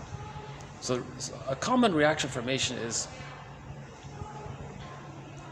the books always talk about cleanliness as a reaction formation for the guy wanting to be a slob. I don't know why the books always stick to this. Why don't they come up with some better examples? I'm not really clear on it myself, but roughly, the truth is the guy maybe he's angry and lazy inside. He wants to be kind of like a slob. He wants to hoard and be messy and just be passive kind of thing. But that's rejected for whatever reason. He was punished for that or something. So he doesn't know that that's his true wish. He was punished by it. But he wants to stay in touch with his wish to be a slob. So he consciously thinks it's important to be hyper clean and hyper order, hyper clean or something.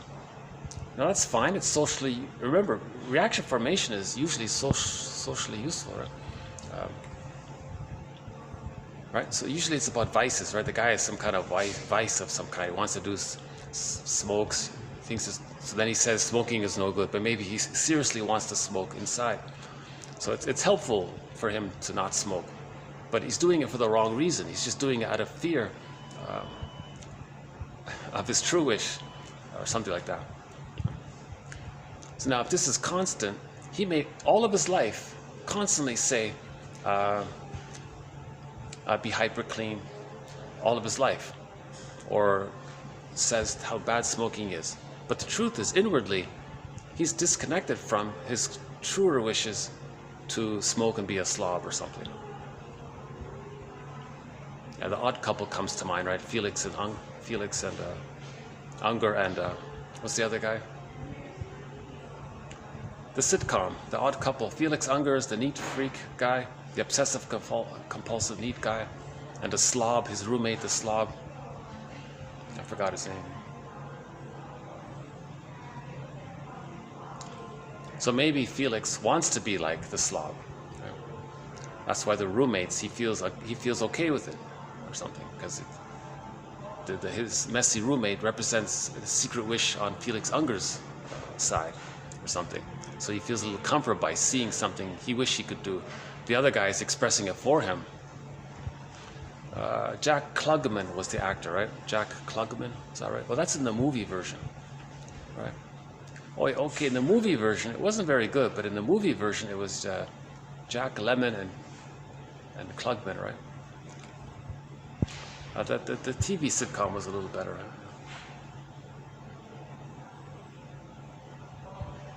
So the point is, if you have a personality belief or trait,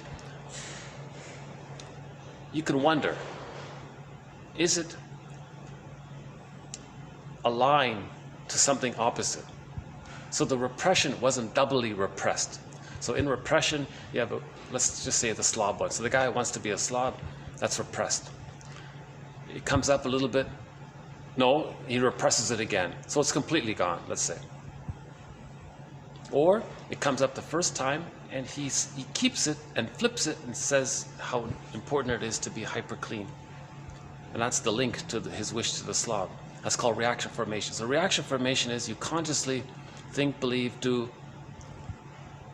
as a reaction, as a counterphobia for your secret wish for the opposite. Something like that. I'm still struggling with reaction formation. So let's see if we can update that one here. If the ego is generally weakened by fatigue, yeah, that's me for the past couple of days. Yeah. If the ego is generally weakened by fatigue, intoxication, sickness, or other exacting tasks, the defensive forces are weakened, and what has been repressed comes to the fore. For example, tired persons are inclined to make slips of the tongue and errors. Sick persons, you got a cold or something, right? Sick persons, physically sick persons, sick persons to tolerate outlets that they would have blocked under other circumstances, right? Like to be a slob, for example, right? So if Felix Unger were sick, he might just want to be a slob, like his roommate, right? Now, under certain conditions, this may be enjoyed as a relief and even improve or cure neuroses. So let's say Felix Unger was ill and he dropped his guard, so to speak, and then he became messy. And then he thought, oh, it's not so bad to be messy. He got in touch with his he got in touch a little closer to something truth about himself, and he can go from there after that.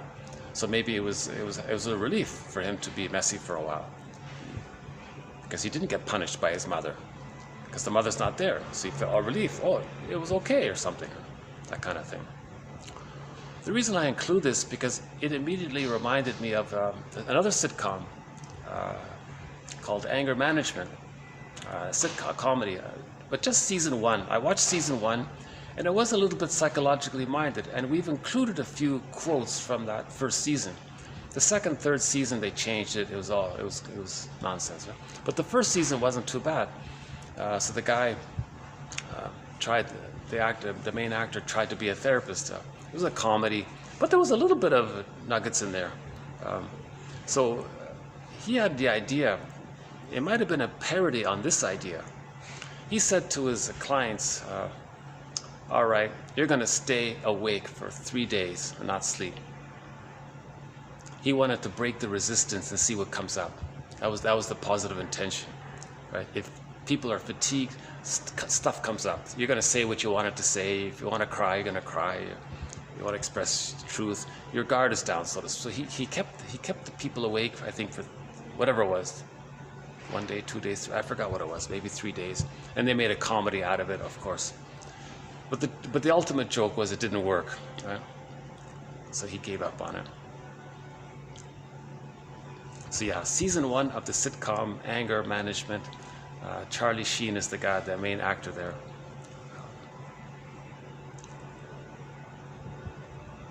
Yeah, so you drink too many beers or something. You might start saying things, and you feel relieved. Maybe you finally felt free to say what you always wanted to say. Right. So that's one access to what's repressed, what's in the bag. So some of that might come up, right? Okay, next one. Defenses against symptoms. Since all symptoms are derivatives of warded off life force vitality and thwarted wishes and needs and feelings, they may be unconsciously recognized as such and warded off in turn. That's quite a subtle little point here. Let's say you have a defense mechanism. Let's say you have a symptom. So symptoms reveal and conceal the issue, right?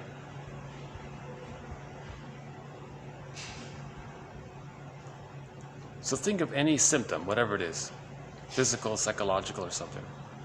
All symptoms represent a compromise of your wish and your fear. They reveal and conceal. Symptoms reveal the wish and they conceal the wish. At the same time, the symptom comes from that area, so the unconscious regards the symptom as an expression. Now there may be a defense against that defense, hence the layering effect. So let's say a person wants to be an emotional eater. So let's say he starts off as an emotional eater, as a defense mechanism for the memory of unmet love, right?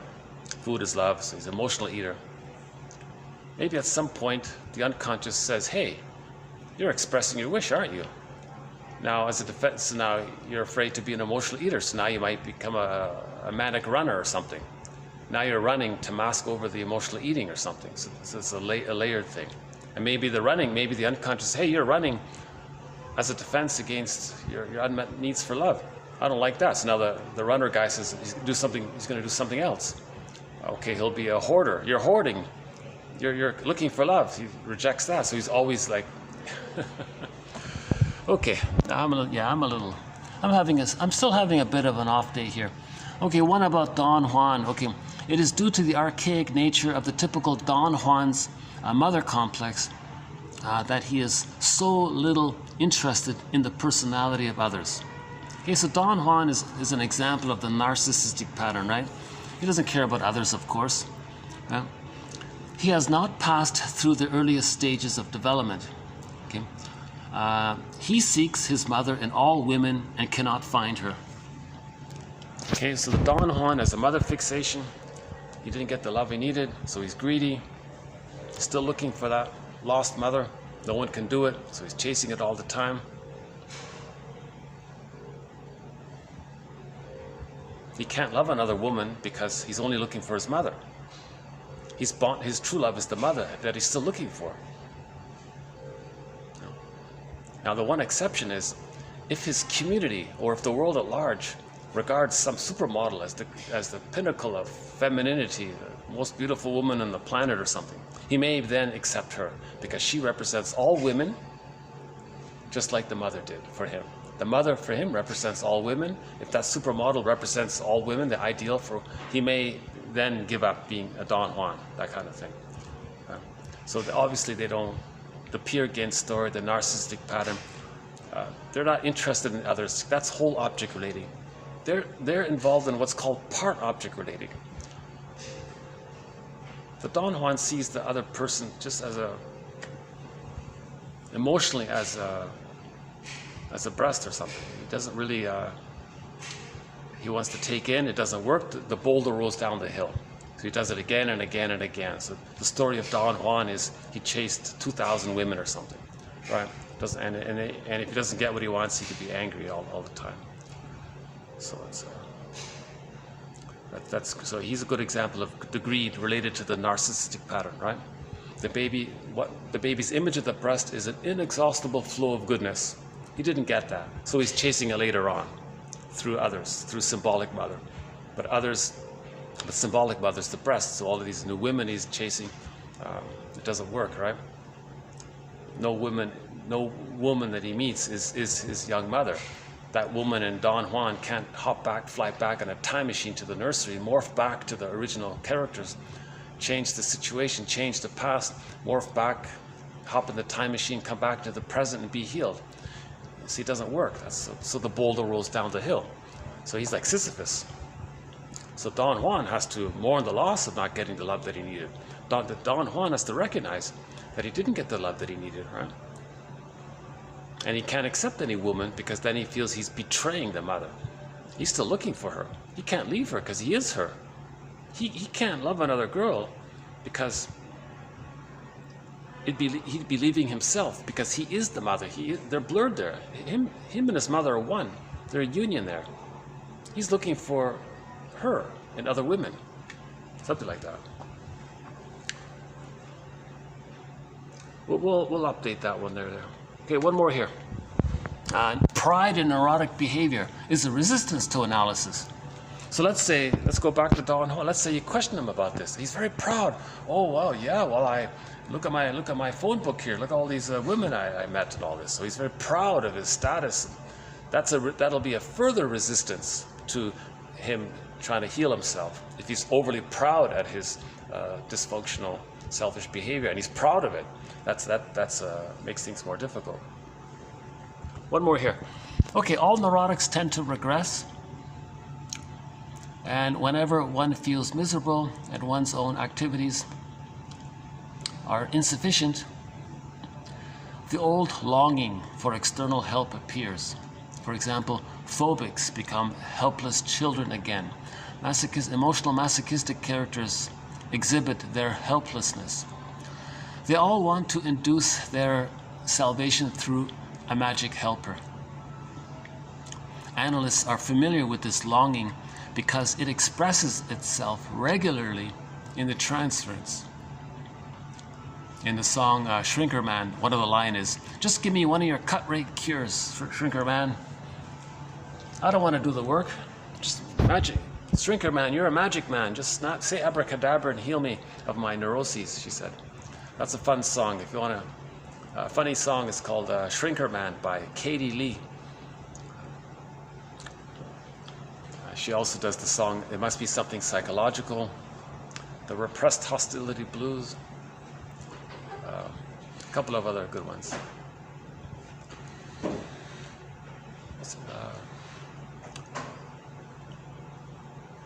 Properly Loved. She Was Never Properly Loved. That's a good song, yeah, Properly Loved. Yeah. So the client and the therapist, the client may project the need for a good mother onto the therapist. He emotionally goes backwards if he's stressed to the child mode, sees the therapist in the mother mode. "Mother, can you give me what I need?" So under stress, we go back a little bit in that way. Or he flips it.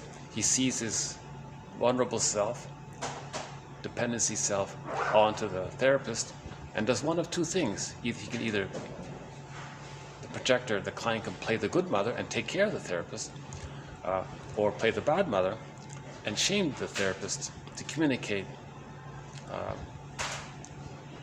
that when they were a baby, the mother shamed them. So that's called a negative magic gesture. The mother shamed him. He sees himself onto the therapist, identifies with the aggressor, shames the therapist to communicate that when he was a baby, his mother shamed him. Negative magic gesture. Now sometimes they do a positive magic gesture. They see their needs onto the therapist and play the role of good mother and take care of the therapist and say, "Look, mother in mine, you see how I'm taking care of the therapist? Well, that's what I needed from you. I wanted you to take care of me." So positive magic gesture is you're trying to say what you want. Negative magic gesture is saying you're showing and saying you didn't like what happened. Edmund Burkler. Oh, I gotta share the room here with somebody. This is the quietest it's ever been. This is a Monday afternoon, Monday 5 o'clock. Yeah, 5:20. Well, this is a great time. I'll try to come at this time next time.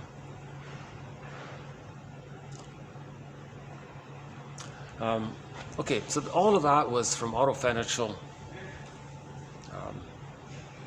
He has a book about neuroses in general. I forgot what it was called. Something neuroses in the title.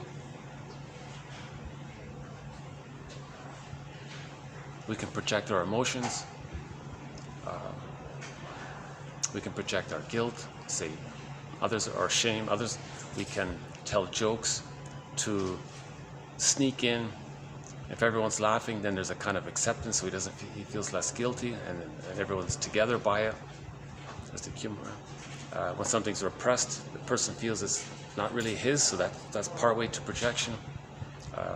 If the person feels anxiety within,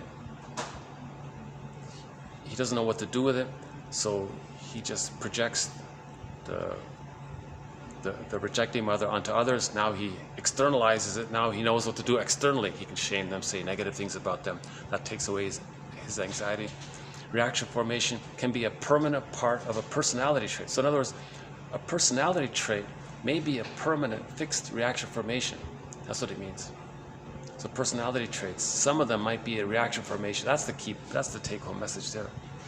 If we're tired, things can come up. There's the beer one, or sleep deprived. Defenses against symptoms. So the unconscious recognizes a symptom as still you trying to accept that wish. So there may be a mask over the symptom. All right, okay, the archaic nature of Don Juan's mother complex. He doesn't care about others because it's part object relating. The baby just relates to the placenta or the nipple or the breast. It's a part of the mother. So later on, they just see things in that utilitarian way because the placenta, the breast, and the nipple for the baby was just this thing that's taking care of them. So they see others later on as sort of that same template mode, schema script mode. They see things in that way.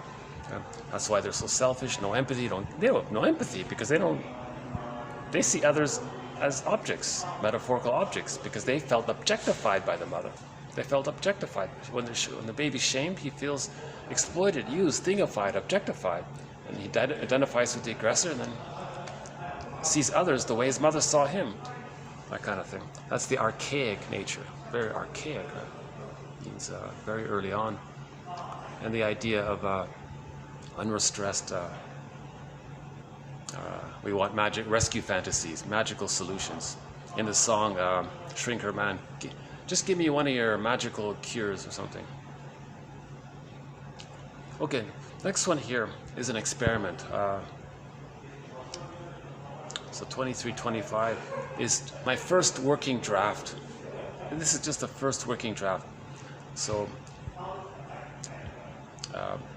I'm introducing a new self-help exercise. It's a condensation of several activities into one. So it has 5 parts. I'm calling it Friday, an acronym. F for the 5 words. R for recognize something that comes up when you do the 5 words. Okay. I, so the I in Friday, I is for I statement. You're going to make an I statement. The D, recognize the displacement that has taken place. And then the Y in Friday, it's, well, look at yourself, the yourself part. This is just a draft. We'll update this one. So, hold on a second. Let me let's see if a little more caffeine can help. So there it is there.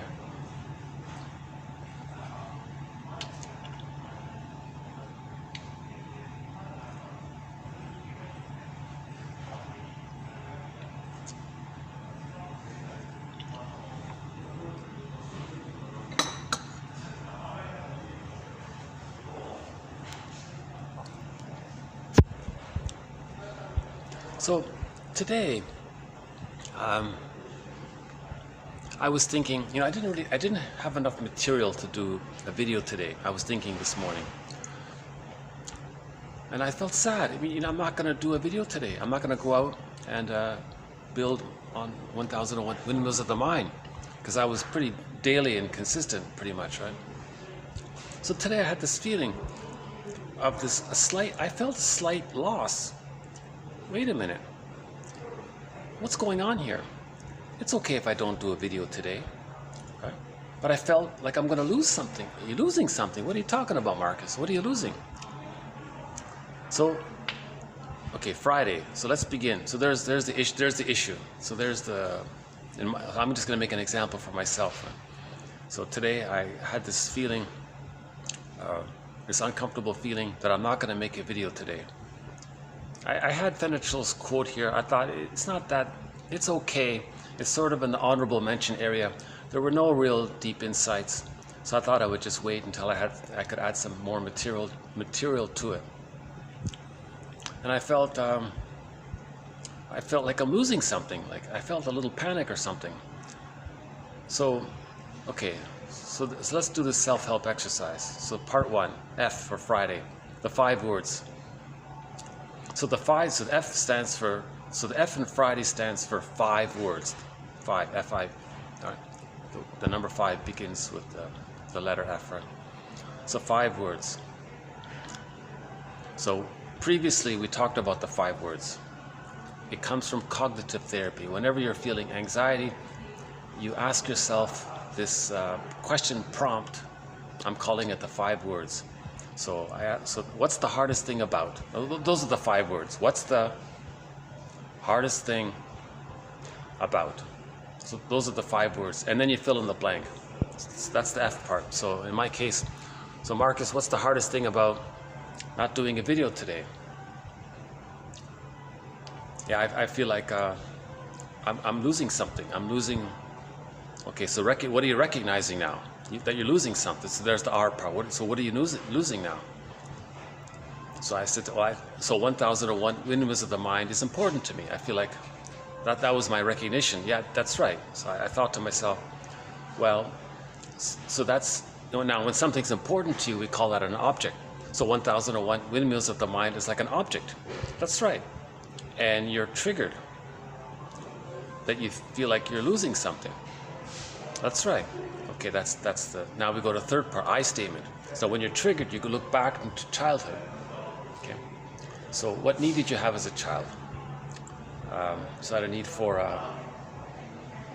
connection and safety, which is what my project is sort of standing for symbolically, right?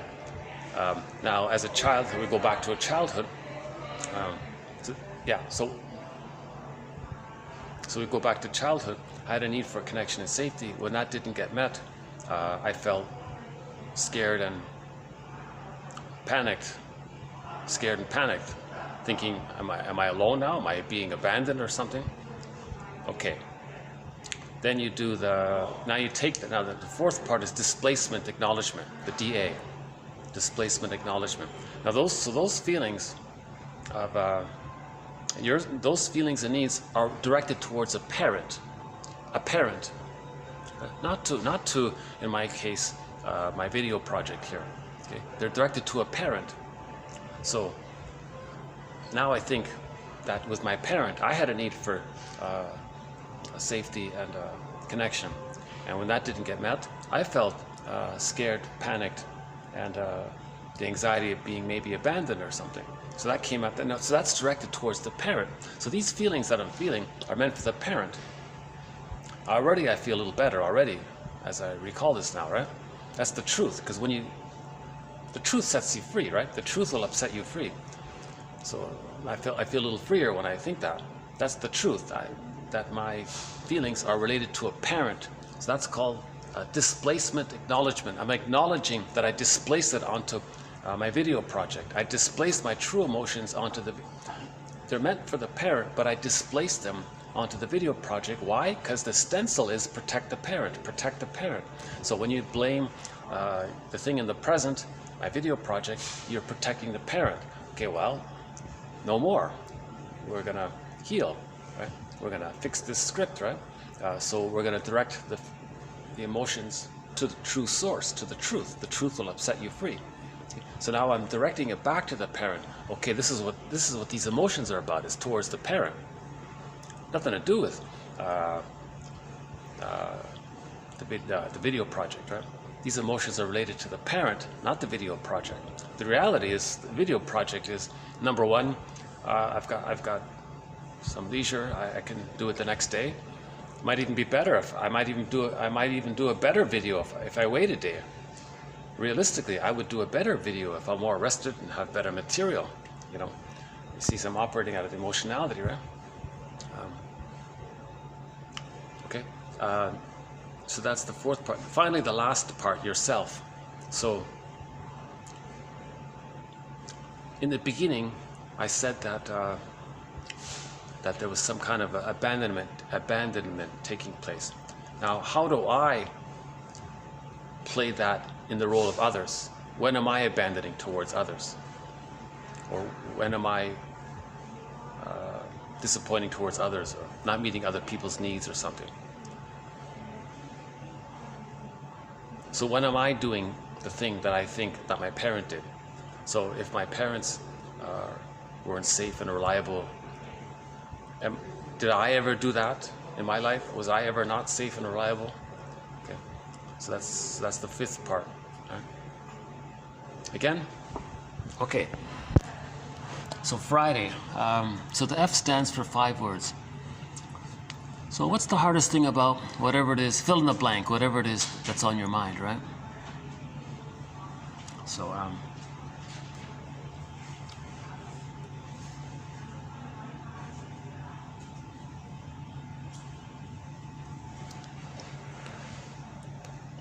it's funny, I'm a little distracted by the presence of another gentleman just near me there. I feel like I gotta lower my voice here. So what's the hardest thing about doing this in public? So we'll do this again. So let's try this again. So what's the hardest thing about doing this in public? Well, I gotta be mindful of others.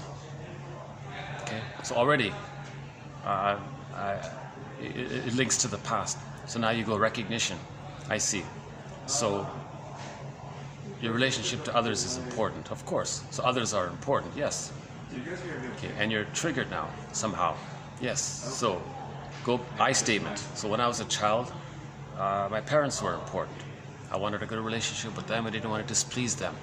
Okay, so you had a need for some kind of Good. Did you guys receive the PO? you had a need for safe connection and safety, let's say. Oh, really? When that wasn't met, I felt scared, let's say. Okay, displacement acknowledgement.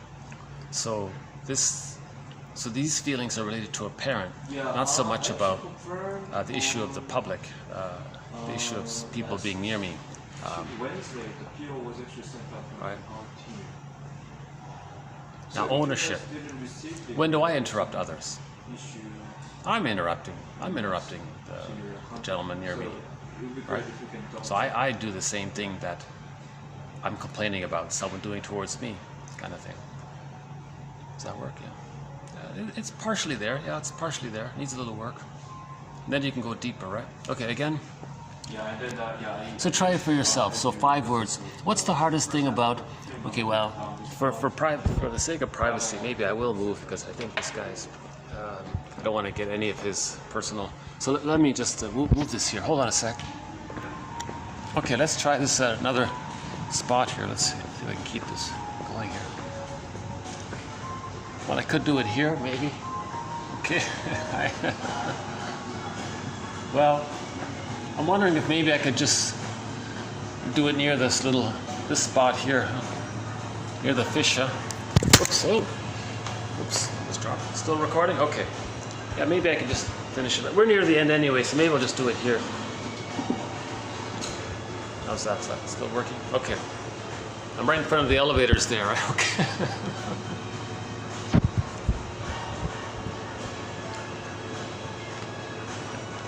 Yeah, and if he's speaking, I'm going to get distracted and all that.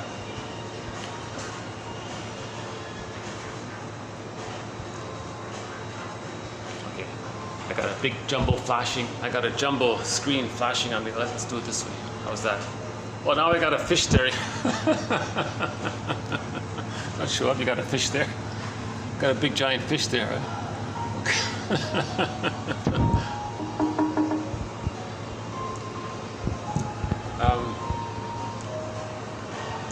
Okay, let's just see how we do here.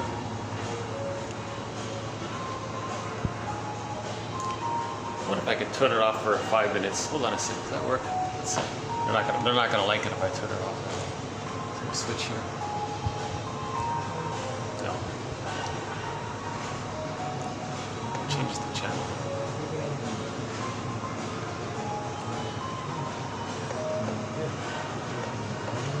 I guess not.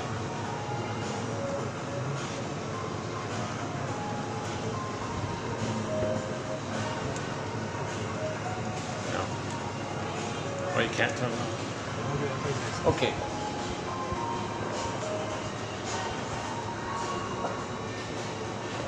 Yeah, I'm glad this is the first draft. I got a long way to go. Okay, I'm introducing a new self-help act. We have a thread in 1001, Windmills of the Mind. Yeah, let's try the rooftop a little bit. Hold on a sec. Let's go to the rooftop. Oops, oh, somebody there. I'll have to take the next elevator. Okay, I'll go to the rooftop, see if I can talk about this more freely. So I want to introduce a new self-help exercise. So we have a thread.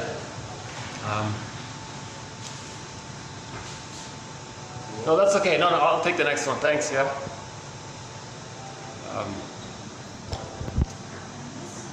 Okay, let's, okay. The other one. Let's see how the rooftop is. It might not be too busy, actually. The problem is it's blaring noise up there. So we have a thread. Yeah, we have a thread in 1001 Windmills of the Mind called Self-Help Quotes and Exercises. So we've introduced several self-help exercises already. I'm kind of proud of that thread. There's some good material there. So I thought today that I would maybe take some of them. I'll take 5 of them bundle them up and see what happens. So this is an experiment to see, okay, here we go.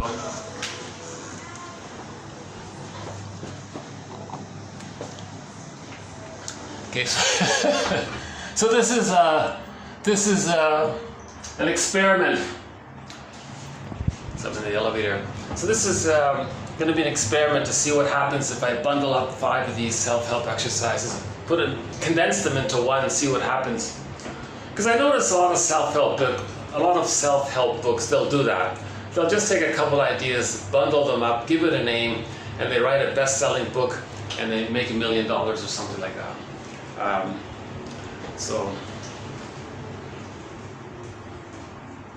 maybe I'm fishing in that area, see if I can write a best-selling book to cover my... Okay, let's see, how are we doing here? Hi. Okay, let's see. I don't ever try to get anybody in the camera, but... Oh yeah, it's pretty busy. Oh geez, yeah, it's packed in here. Okay, let's forget about that.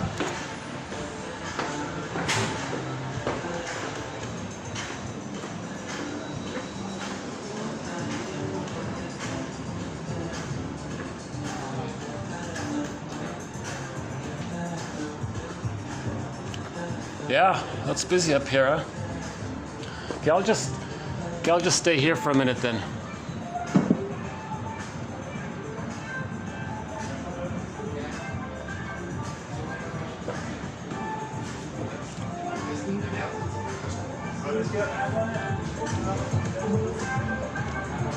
Oh, okay.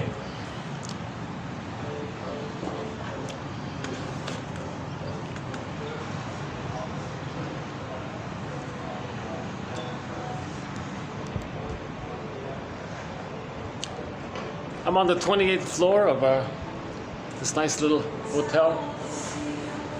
At the moment, the music is not too loud. That's great.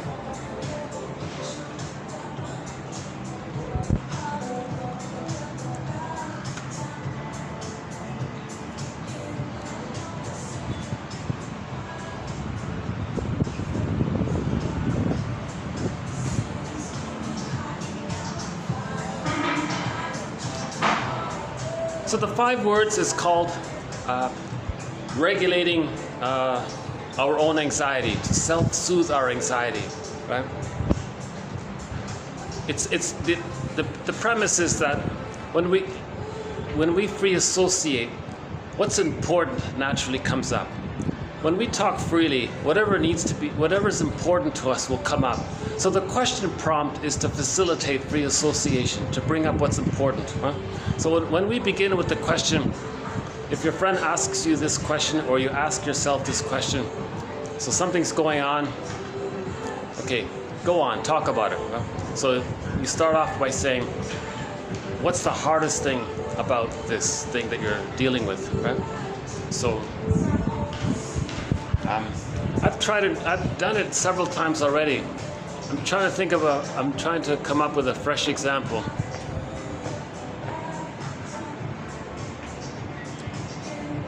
What's the hardest thing about staying in this city? Because I planned to be near a bird park in the countryside.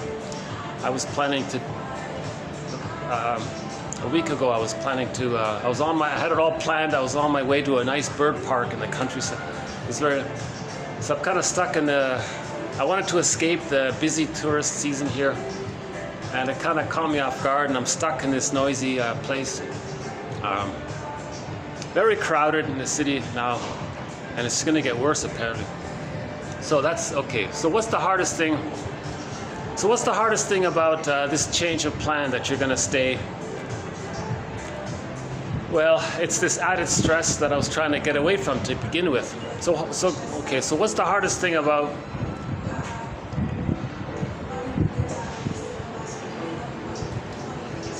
all of this, the city stress? So what's the hardest thing about the city stress?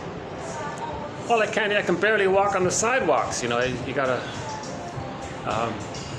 so freedom of movement, so you want to be able to walk freely. Well, yeah, I want to relax and walk freely. Okay, so that's part B. What are you recognizing? What's coming up? Okay, so I want to be able to walk freely on the sidewalk and not have to constantly the shuffle, the hustle, and the bustle with the busy city and all this. Okay, so that's the first part. What's the hardest thing about staying in the busy city now? I said, well, yeah, the noise and the sidewalk issue, that kind of thing. So the emotion, okay, the truth is, the thing that came up was this feeling of freedom or mobility. So let's go with that. Okay, so recognition, so this kind of freedom or mobility is important to you. Yeah, that's right. Okay, so that's the trigger, okay? If it's important to you, that's a trigger. Okay, so now you go back as a child. So as a child, I had a need for freedom or mobility. And when that wasn't met, because I had a very demanding mother, I had a very demanding mother. So I had a need for freedom or mobility, maybe to do things that I wanted to do or to learn. And so when that wasn't met, I felt constricted, I guess. I felt stressed about it. I could say there was some anger there. So I felt stressed, constricted. Constricted is not an emotion, right? So I felt stressed, angry, annoyed, frustrated. Sad and angry. So sad and angry. So that's what came up, right? Okay, displacement, acknowledgement. So those emotions belong to the parent. Yeah, that's right. And I've displaced them onto the busy city. Okay, wow. So the busy city was the trigger. It's not really that bad. Yeah, okay. A little nuisance a little bit, but it's not really that bad. There's still great things about the city that I can enjoy, right? I just have to make the little adjustment there. Okay, so now we're getting somewhere. Okay, so that clears things. The last one here is anxiety. Yourself, pardon me, my ownership. So in the beginning I said, that the city was noisy and crowded. Well, I'm in the city, I'm contributing to the crowdedness, so I'm playing a part in it, right? So how do I be in places where others want more space and freedom, let's say? Well, that's true. The guy downstairs wants his space and freedom to make his phone call, be on the computer and all that. So I'm also an example of what I'm talking about. I can also be someone who interrupts others, that kind of thing. Let's just be realistic about it. Let's be fair about it, right? It's not all about me, of course, right? That's the narcissism, right? So that's the 5 steps there. First draft, I had a rough start on my first draft here. We'll do a draft 2. We'll update this. I feel like something's missing here. We got to add something here. I feel like we got to add something here. So again, the exercise is called Friday. You can do it on any day. On any day, you can do the Friday self-help exercise. The F stands for do the 5 words. What's the hardest thing?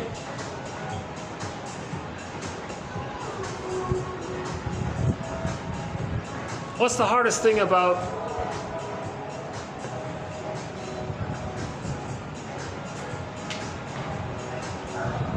let me think. Any other example? You know, in the moment I had this little space. In the moment I had this little space to myself.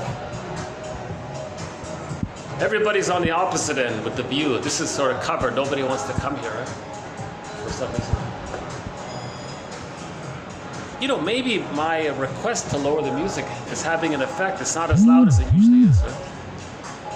Oh, again, I get these pop-up messages, yeah. So some phone company was trying to sell me some kind of phone plan extension or something.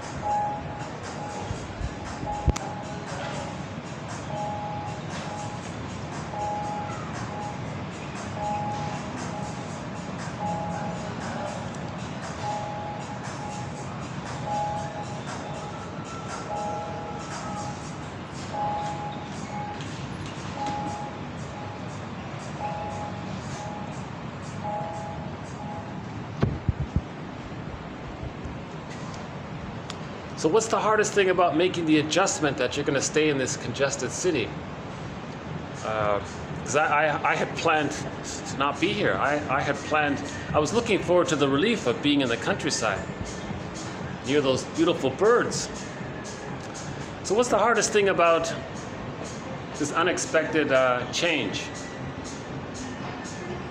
Okay, so something I wanted.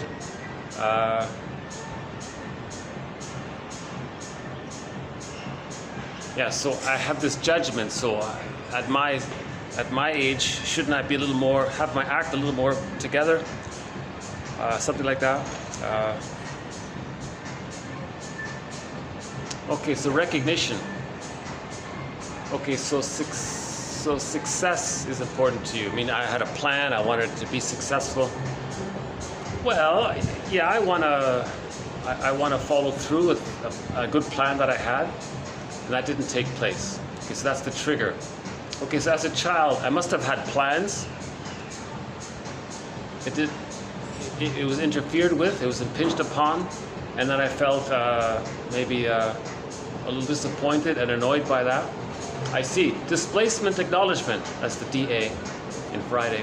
So these feelings are really towards the parent. Yeah, of course it is. Okay, so now my role in interrupting other people's plans.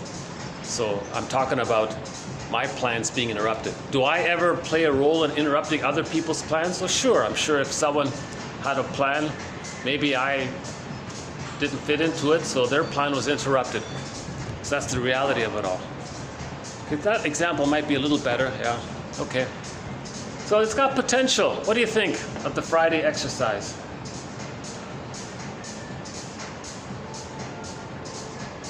Okay, so you free associate. Number one, you free associate with the 5 words. Something important comes up. You recognize. Step 2, you recognize what this important aspect of it is. Now, it might be that the important. Hold on a sec. Okay, got some character staring at me there for a second. Yeah. Okay.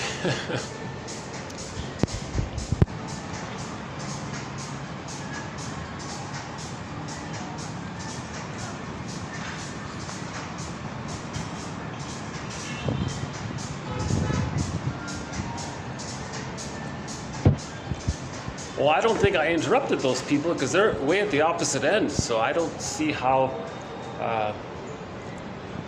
Yeah, I didn't interrupt. I didn't disrupt his plan for what he was doing, right? So I don't think that was the case. Maybe something else I don't know about, right? Okay, so let's again. So the Friday exercise. So the first part, the 5 words. So that's the free association.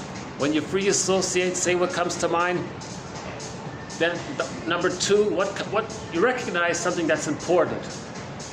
Okay, something that's important. Link it to your childhood. How that which was important to you as a child didn't get met. That need didn't get met. Name the need and the feelings that came up. Now you realize it's a displacement. You want to pull it back to the parent. That's a relief already at that point. The moment you redisplace it back to the true source, that's a huge relief. That's the heart and soul of this exercise. Your blaming, your accusations, your feelings towards something in the present, shift it to the parent.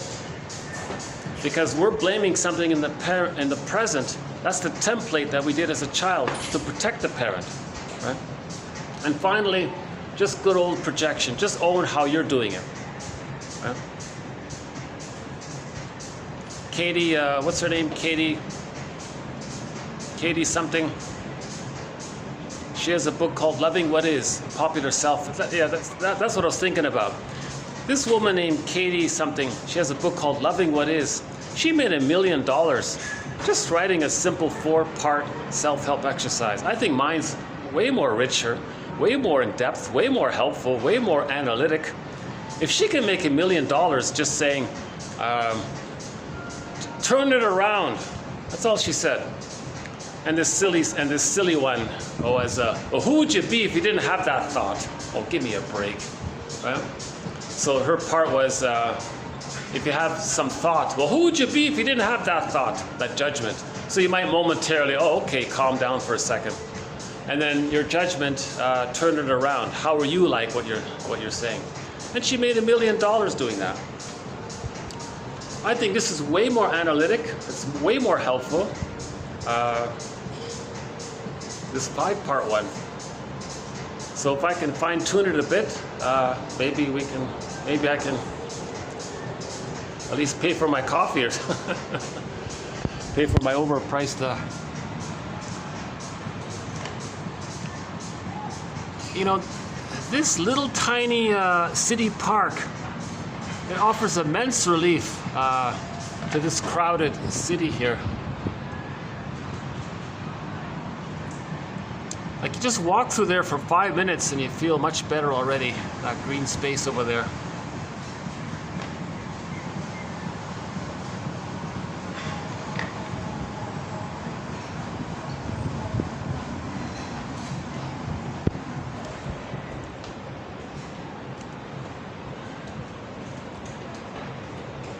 Yeah, I guess I should leave here. People are bound to make their way to this end here. Let's see, we'll go here. Wow, some people have some immensely intense perfume. Whoa. Yeah. See, that could be that intense perfume. That could be like back off kind of thing. People who wear that aggressive perfume, it's like it repels people, so they want space or something. That could be like a angry sort of gesture, maybe. Put a wall between people or something.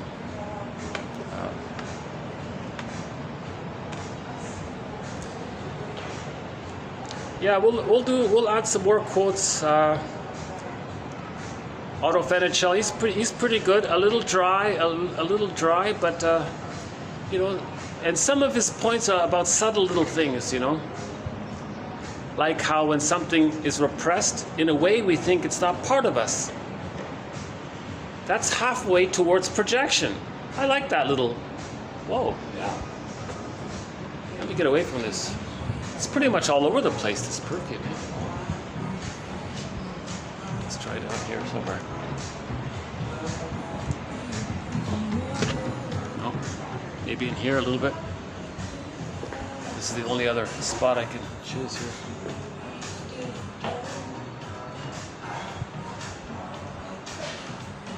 Let's just sit here and see how this works. Got a guy right there. Hold on a second. Okay, I can go back. Okay, hold on a second. I'll deal with the perfume.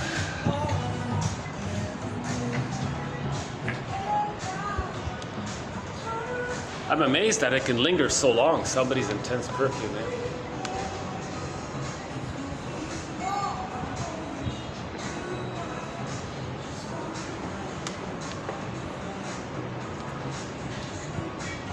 Yeah, the joke one. Think about those jokes. Maybe he tricked people to go along with. If he can get some people to laugh, maybe every. What is it again? A common motive for telling a joke consists of the attempt to get the approval of the audience for the underlying guilt in the offensive material concealed in the joke. Yeah.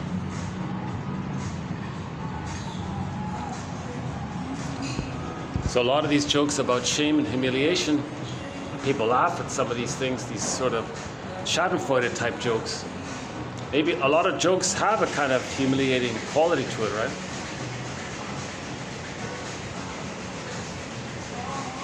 If the person is operating out of schadenfreude primarily for his sense of pleasure, that's a sign of arrested development. That's a fixation in the first year, right?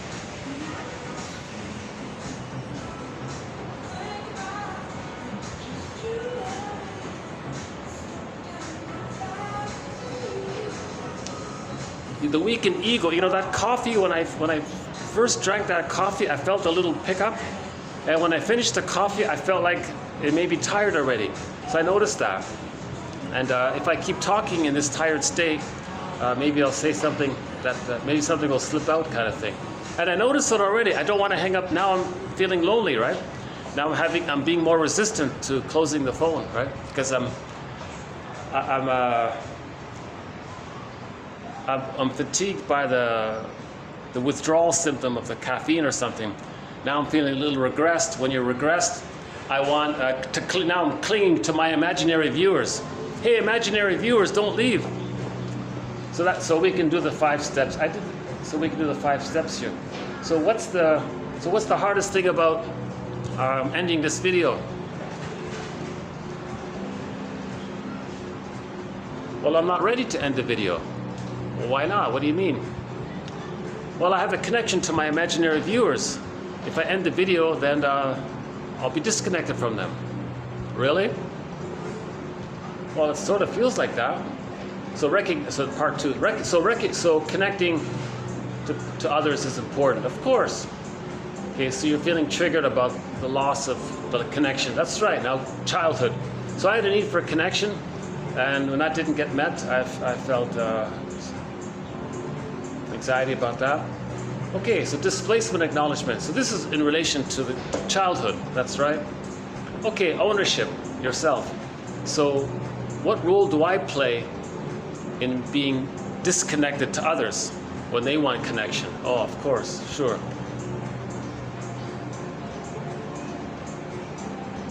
Now, do I feel guilty about that?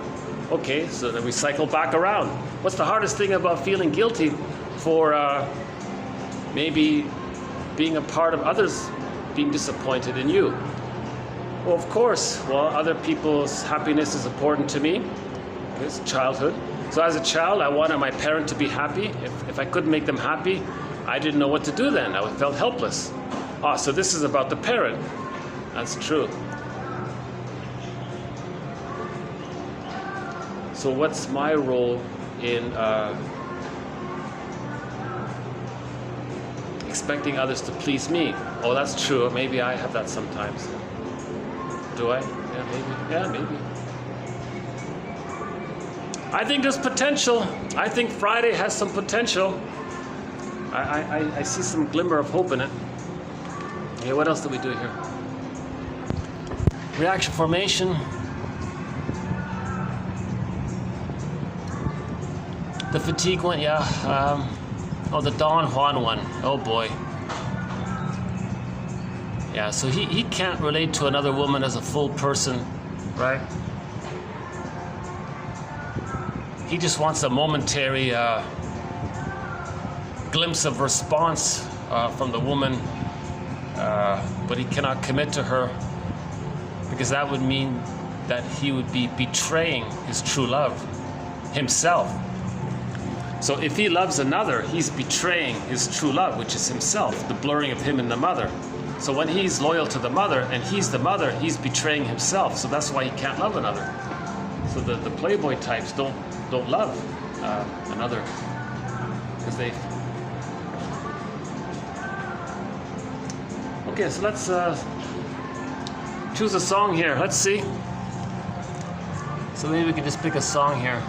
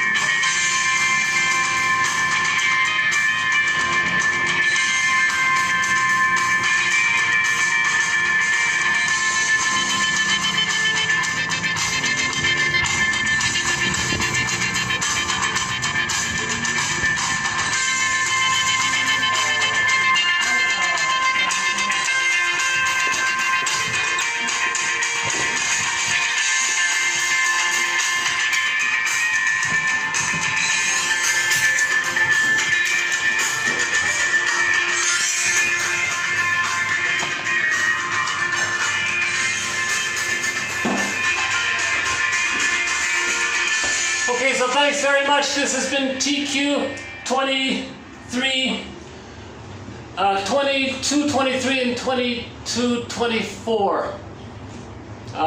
Interesting angle there. So I'll say when this elevator hits the ground floor, I'll hit the stop button, and we'll add some more quotes by Fenichel, and we'll update our Friday exercise. So thanks again. Bye for now. Oh, there's the bell. Bye for now.